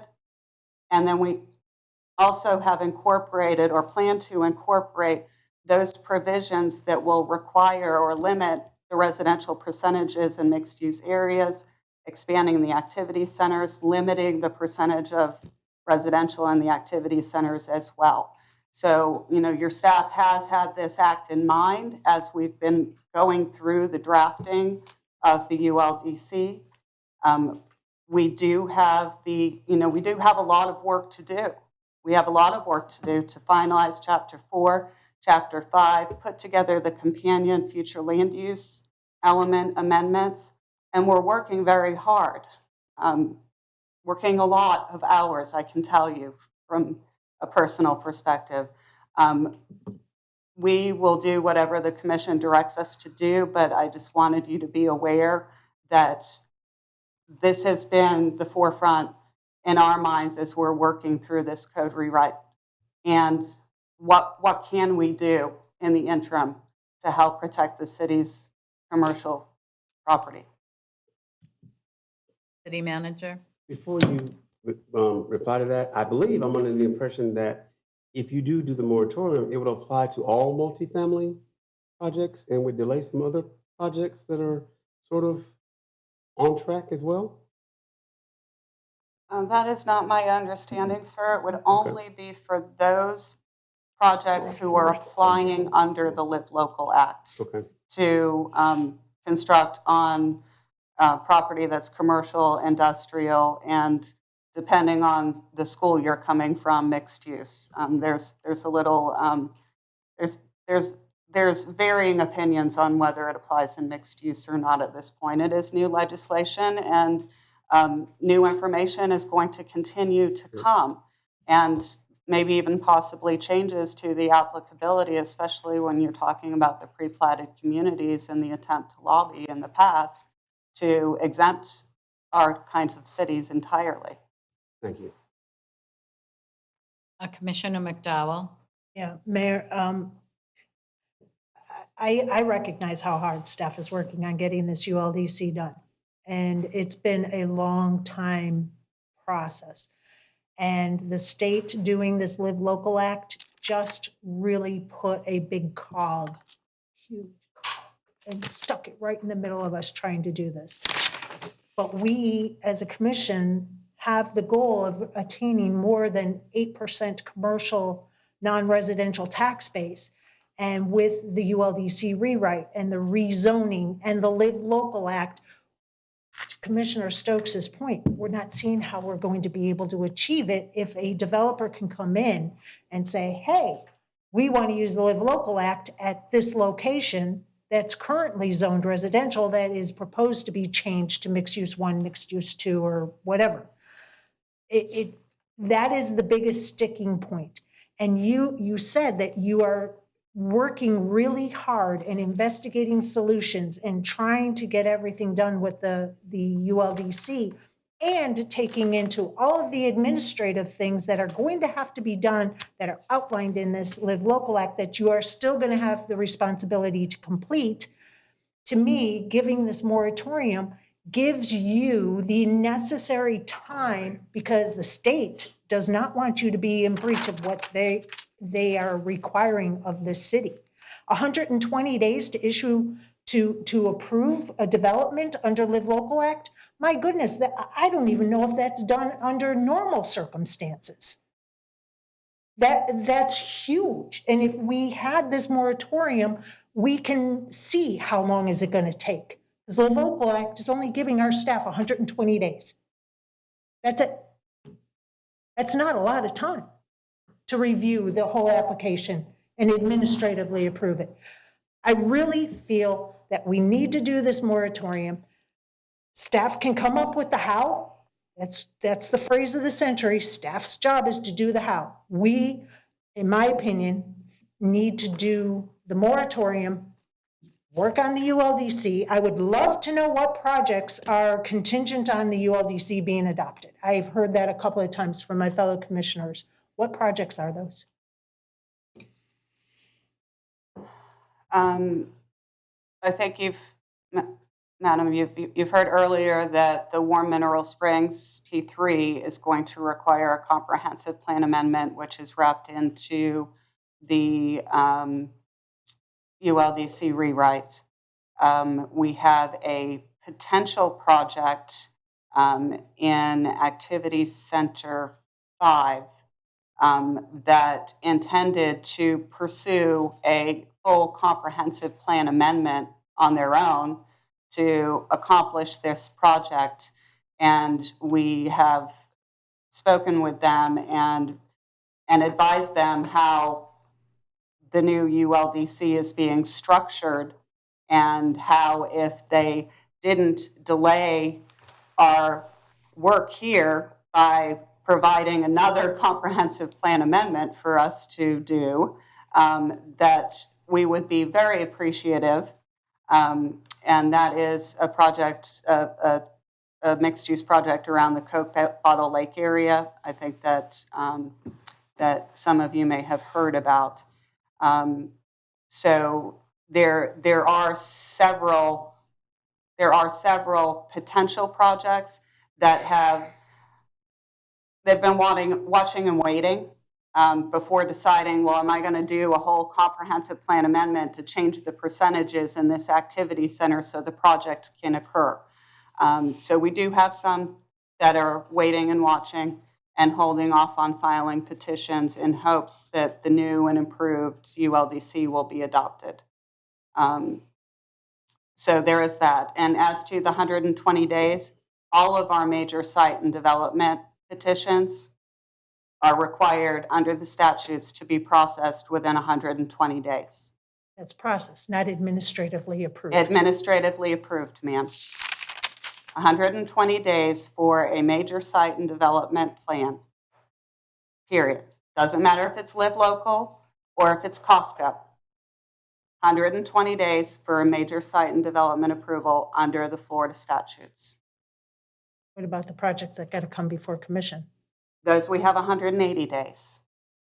I still think that you guys are stretched enough and to have this on top of it. But I am all for doing the moratorium 1 year. That'll give staff the necessary time to get everything done correctly and be able to work on ULDC. But I'm one. I think we've beaten this to death, so let me finish, Commissioner. Sure. I do see some lights on, so I'll give you guys time. You certainly haven't commanded as much time as some of the other commissioners. So I'm not going to flip my little timer. No, I only need a minute. Have at it, but we need to wrap this up and give staff some direction in terms of how we want to proceed. So Commissioner Emmerich? Yeah, the last few notes that I just wanted to put out there is, if we take 2 weeks or we take 4 weeks, whatever that could be to figure out the information, that's 2 or 4 weeks taking away from the ULDC. Once again, any time wasted on this or used on this, I don't mean to say wasted, any time used on this will take away from the ULDC. We have staff here that are the professionals that have been watching this since day one, have been working with this since day one, which have been looking at different angles on how to work against this to the city's benefits. They've been doing 100% work towards creating more commercial within this city. And I don't think it's behoove us to add more to their workload when they're already working their fingers to the bone. And I think we need to have confidence in the staff on where they're at, because regardless of what happens, you can go through this and then still have the same outcome.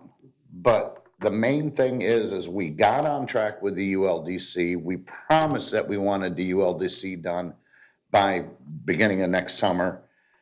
And to delay it is just saying, we told you so, you wouldn't get it done.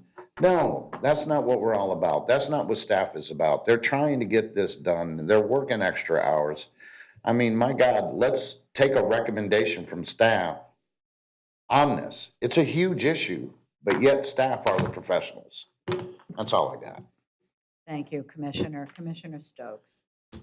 I would say that, Ms. Laurie, you brought up a couple of really good points regarding the 35%, regarding some of the other things in the comp plan and ULDC that potentially will help us protect ourselves, which adds even more reason why, as Commissioner McDowell said, a period of time to allow you guys to do it and focus on it. I still am asking the same question.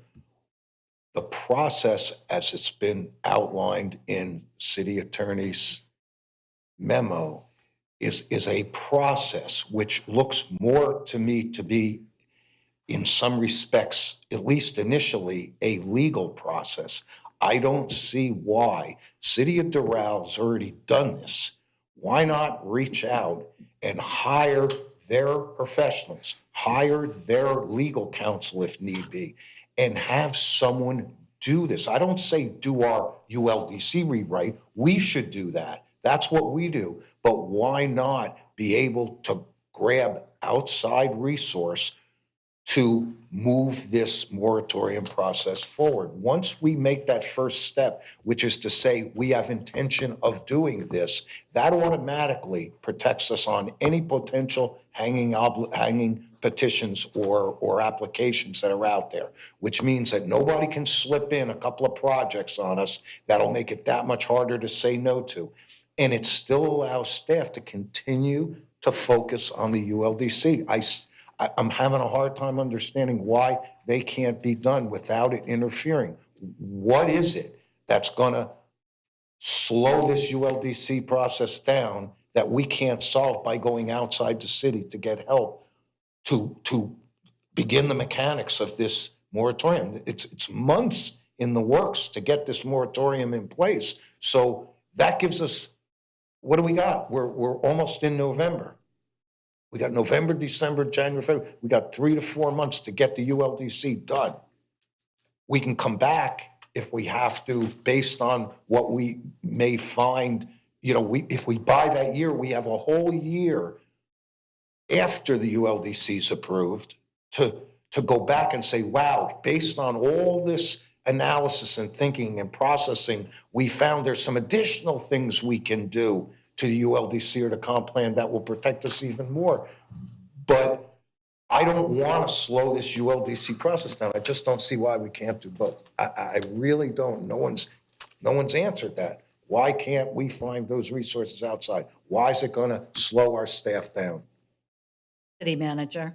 So we don't know how the city of Doral got theirs through so fast. My guess is that they had a running start because they saw it coming and they worked on it in advance of it being put into effect, but we don't know.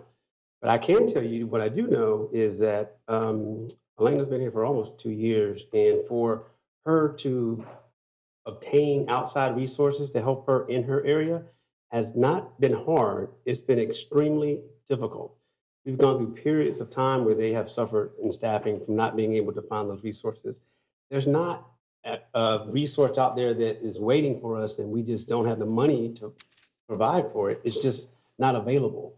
And it's easier for us up here to say what we want done in the window of time that we need it done. I just want to make sure that we're clear. The decision that you make, we will execute in the best and fastest time that we can. But I'm not going to sit here and say resources are available to do what we need done just because we want it done quickly.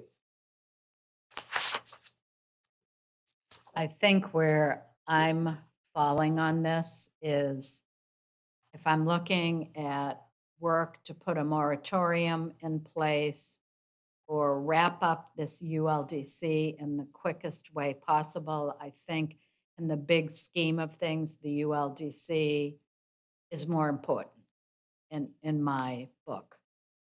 But I've got to say, if with a little bit of inquiry, we might discover that the city of Doral or one of the other 1 or 2 cities that have put in place a moratorium either have a template for that or worked with a certain consultant that isn't going to learn how to do it on our dime, but has done, a moratorium evaluation already and has the expertise to do it.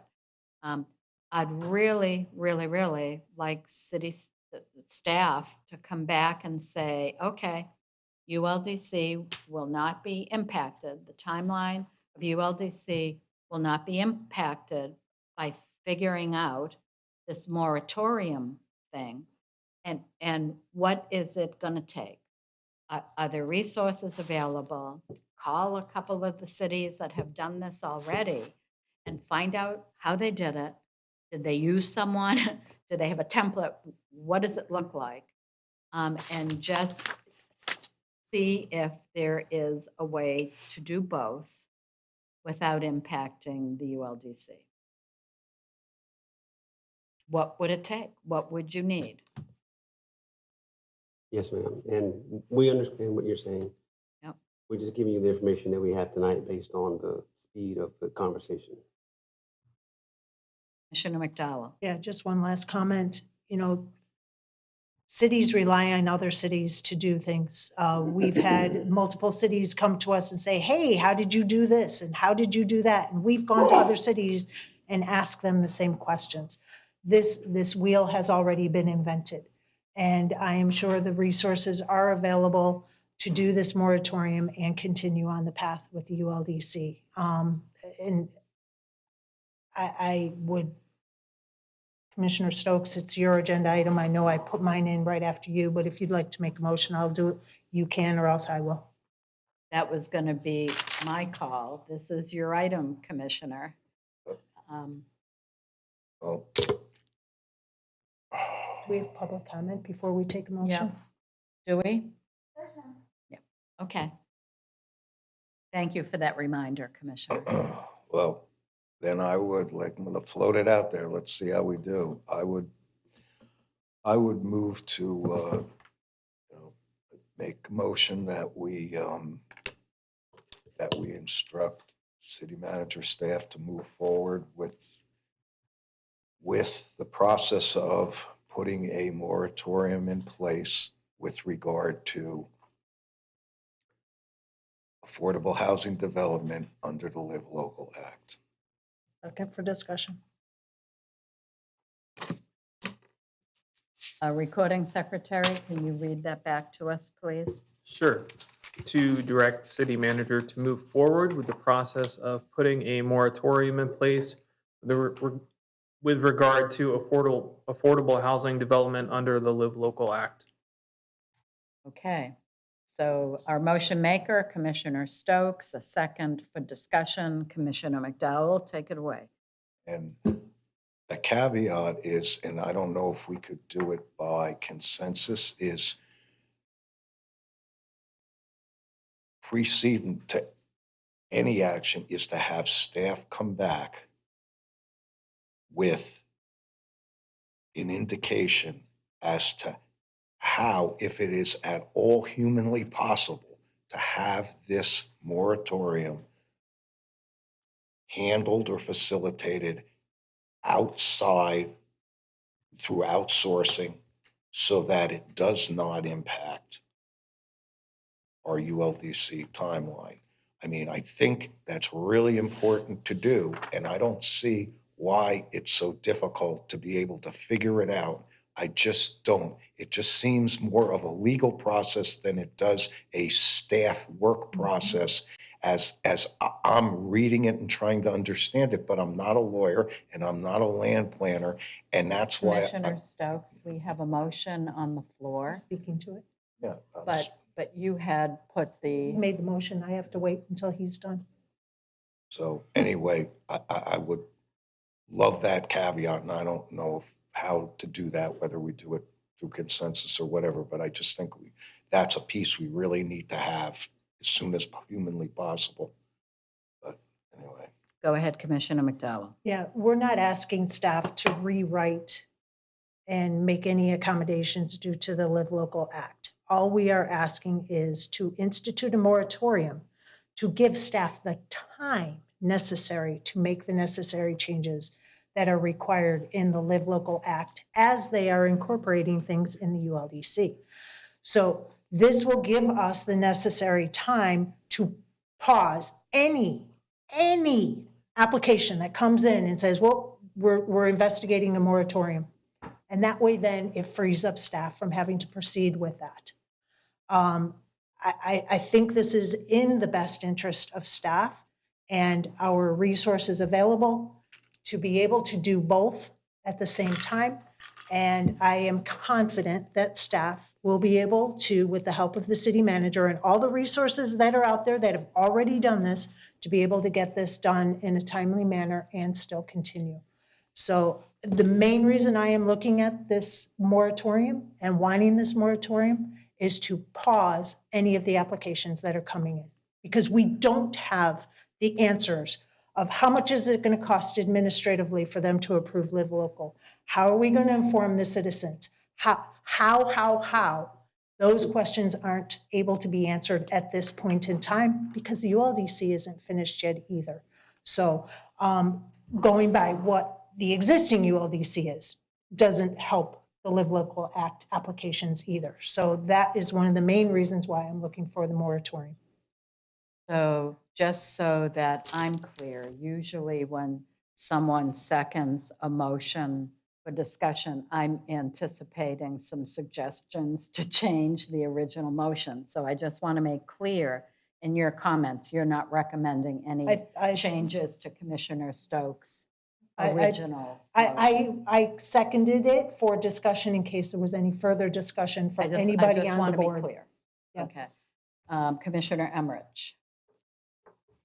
Yeah, I understand perfectly about setting up the moratorium in saving staff time. What is not being discussed is the time it's going to take to set up the moratorium, taking away from the ULDC. That's it. Vice Mayor? Yes, thank you, Commissioner Emmerich. Yeah, I just don't see the logic. If the idea of the moratorium is to create the ULDC, give us time for the ULDC to create the zonings that would enable us to deal with what the Live Local Act is undermining us from being able to do. I don't know if I'm making myself clear now, but that it just doesn't make any sense. Let's just get the ULDC done and everything will be in place. I just don't understand the logic of doing a moratorium this late in the game. That's it. I need to make an amendment to his motion Go ahead, because he didn't Commissioner. put a timeline, a 6-month, 9-month, or 12-month moratorium. So I'll make a motion. I just thought of it. I'll make a motion to have the moratorium be in effect for 12 months. I'd second that. Okay. I think you can. City Clerk, can the motion maker second an amendment? Okay, good. Then, okay, we have a motion to amend the original motion to add a 1-year specification to the moratorium. That motion was made by Commissioner McDowell, seconded by Commissioner Stokes. And for clarity, that 1 year is from adoption, not from today's meeting. Okay, great. Vice Mayor, I see your light on. Is that left over? I guess from- it's left over. Left over, okay. You want to repeat back what you have, Recording Secretary, on the amendment to the motion? To have the moratorium be in effect for 12 months from adoption. Okay, if there's nothing more to that, let's vote on the amendment.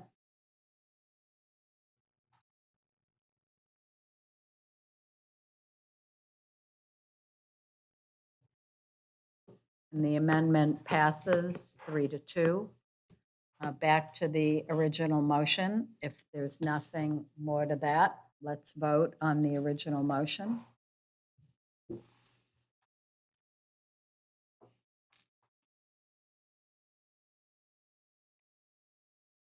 And the original motion passes 3-2. Thank you, everyone. This Did was, the dissenters want to comment? oh, I'm so sorry. Vice Mayor, would you like to comment? Well, for reasons I already stated, I just don't see it being anything that's going to accomplish something that the ULGC wouldn't be accomplishing it if we just get it done, so. Okay, Commissioner Emmerich? Okay. Thank you, everyone. Good conversation, tough topics. City Clerk, do we have any general public comment on this meeting? We do not. On to Commission Communications. Commissioner McDowell. Mine is very short today. I only have a few things. Hang on one second. I did a town hall last week. I attended last night's United Tour with Northport Forward and the city manager and staff, and they all did a very good job answering the questions. It was a very packed house, nice to see.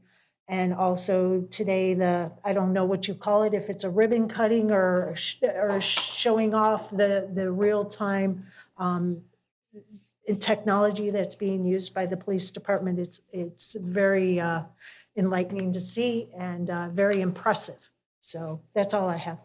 Okay, Commissioner Stokes. I'm also going to be brief. I did go to Washington for the Florida League of Cities FAST get-together. We were there to promote Florida city legislative agendas on a federal level. Unfortunately, the House was a bit distracted trying to figure out how they might find themselves a leader. But we did have opportunity to meet with Todd and I, our legislative analyst, and I met with Congressman Stubbe and spoke to some of the issues that concern the city. And he is a big supporter of Northport. So, when it comes to our $2 million grant for Price or for Sumter and 75 and our police station ask for $5 million. He is supportive and will do everything he can to help move that along. So other than that, my takeaway is Despite the fact that we wrestle with some of our local city issues, I have to tell you, I am delighted to be here at the local level and not in Washington DC, getting as much brain damage as those people are. So that's all I have. Thank you, Commissioner. Vice Mayor White. Yes, the Tour de Northport bicycle ride was Sunday. It was the event sponsored by People for Trees, and we had almost 500 people register for that. And the comments from the riders when they came back, they loved the ride, but they just loved what they were seeing. And majority of the riders are from out of Northport. They're coming from Naples up to Tampa and even beyond. People stayed in the Hampton for the weekend. So it's just a great way to showcase our city.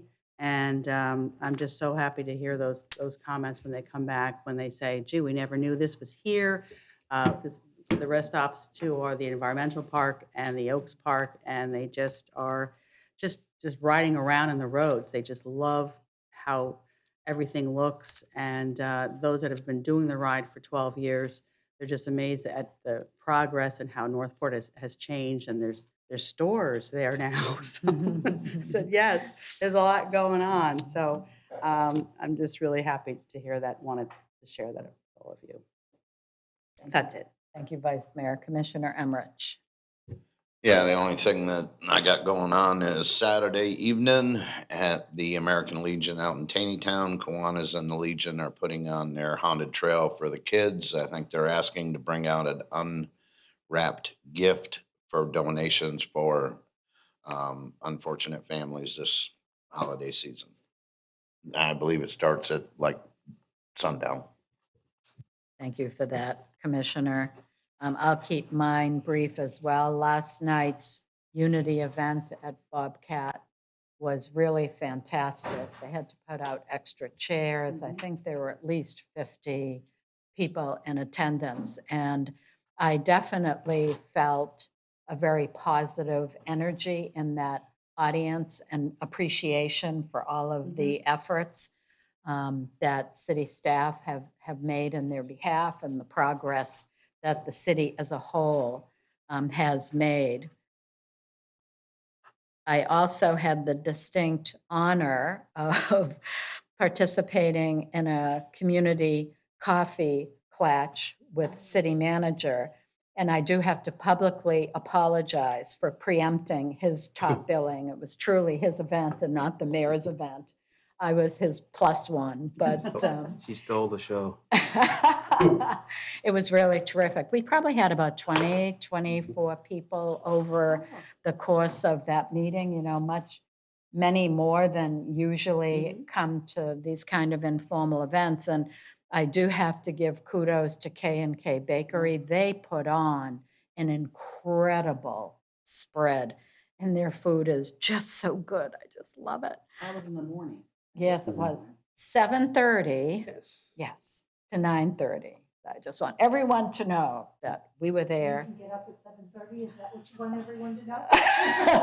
I can get dressed, I can shower, get dressed, and be somewhere by 7:30. I think that's an accomplishment. That motivated me, is that what you're saying, Commissioner? Attended a Council of Government meeting, which whoever is the next mayor will have the opportunity to enjoy those meetings. It's a real opportunity to know what's going on with the other municipalities in the county. Very, very valuable. And I think there were other things, but I think those were the most impactful. And I sense a level of accomplishment and exhaustion among the people in this room. So let me just ask City Clerk, do you have anything to report? City Attorney? No, ma'am. City Manager? No, Madam Mayor. Wow, it is a distinct honor on my part. It is 8:09, and I adjourn this City Commission regular meeting.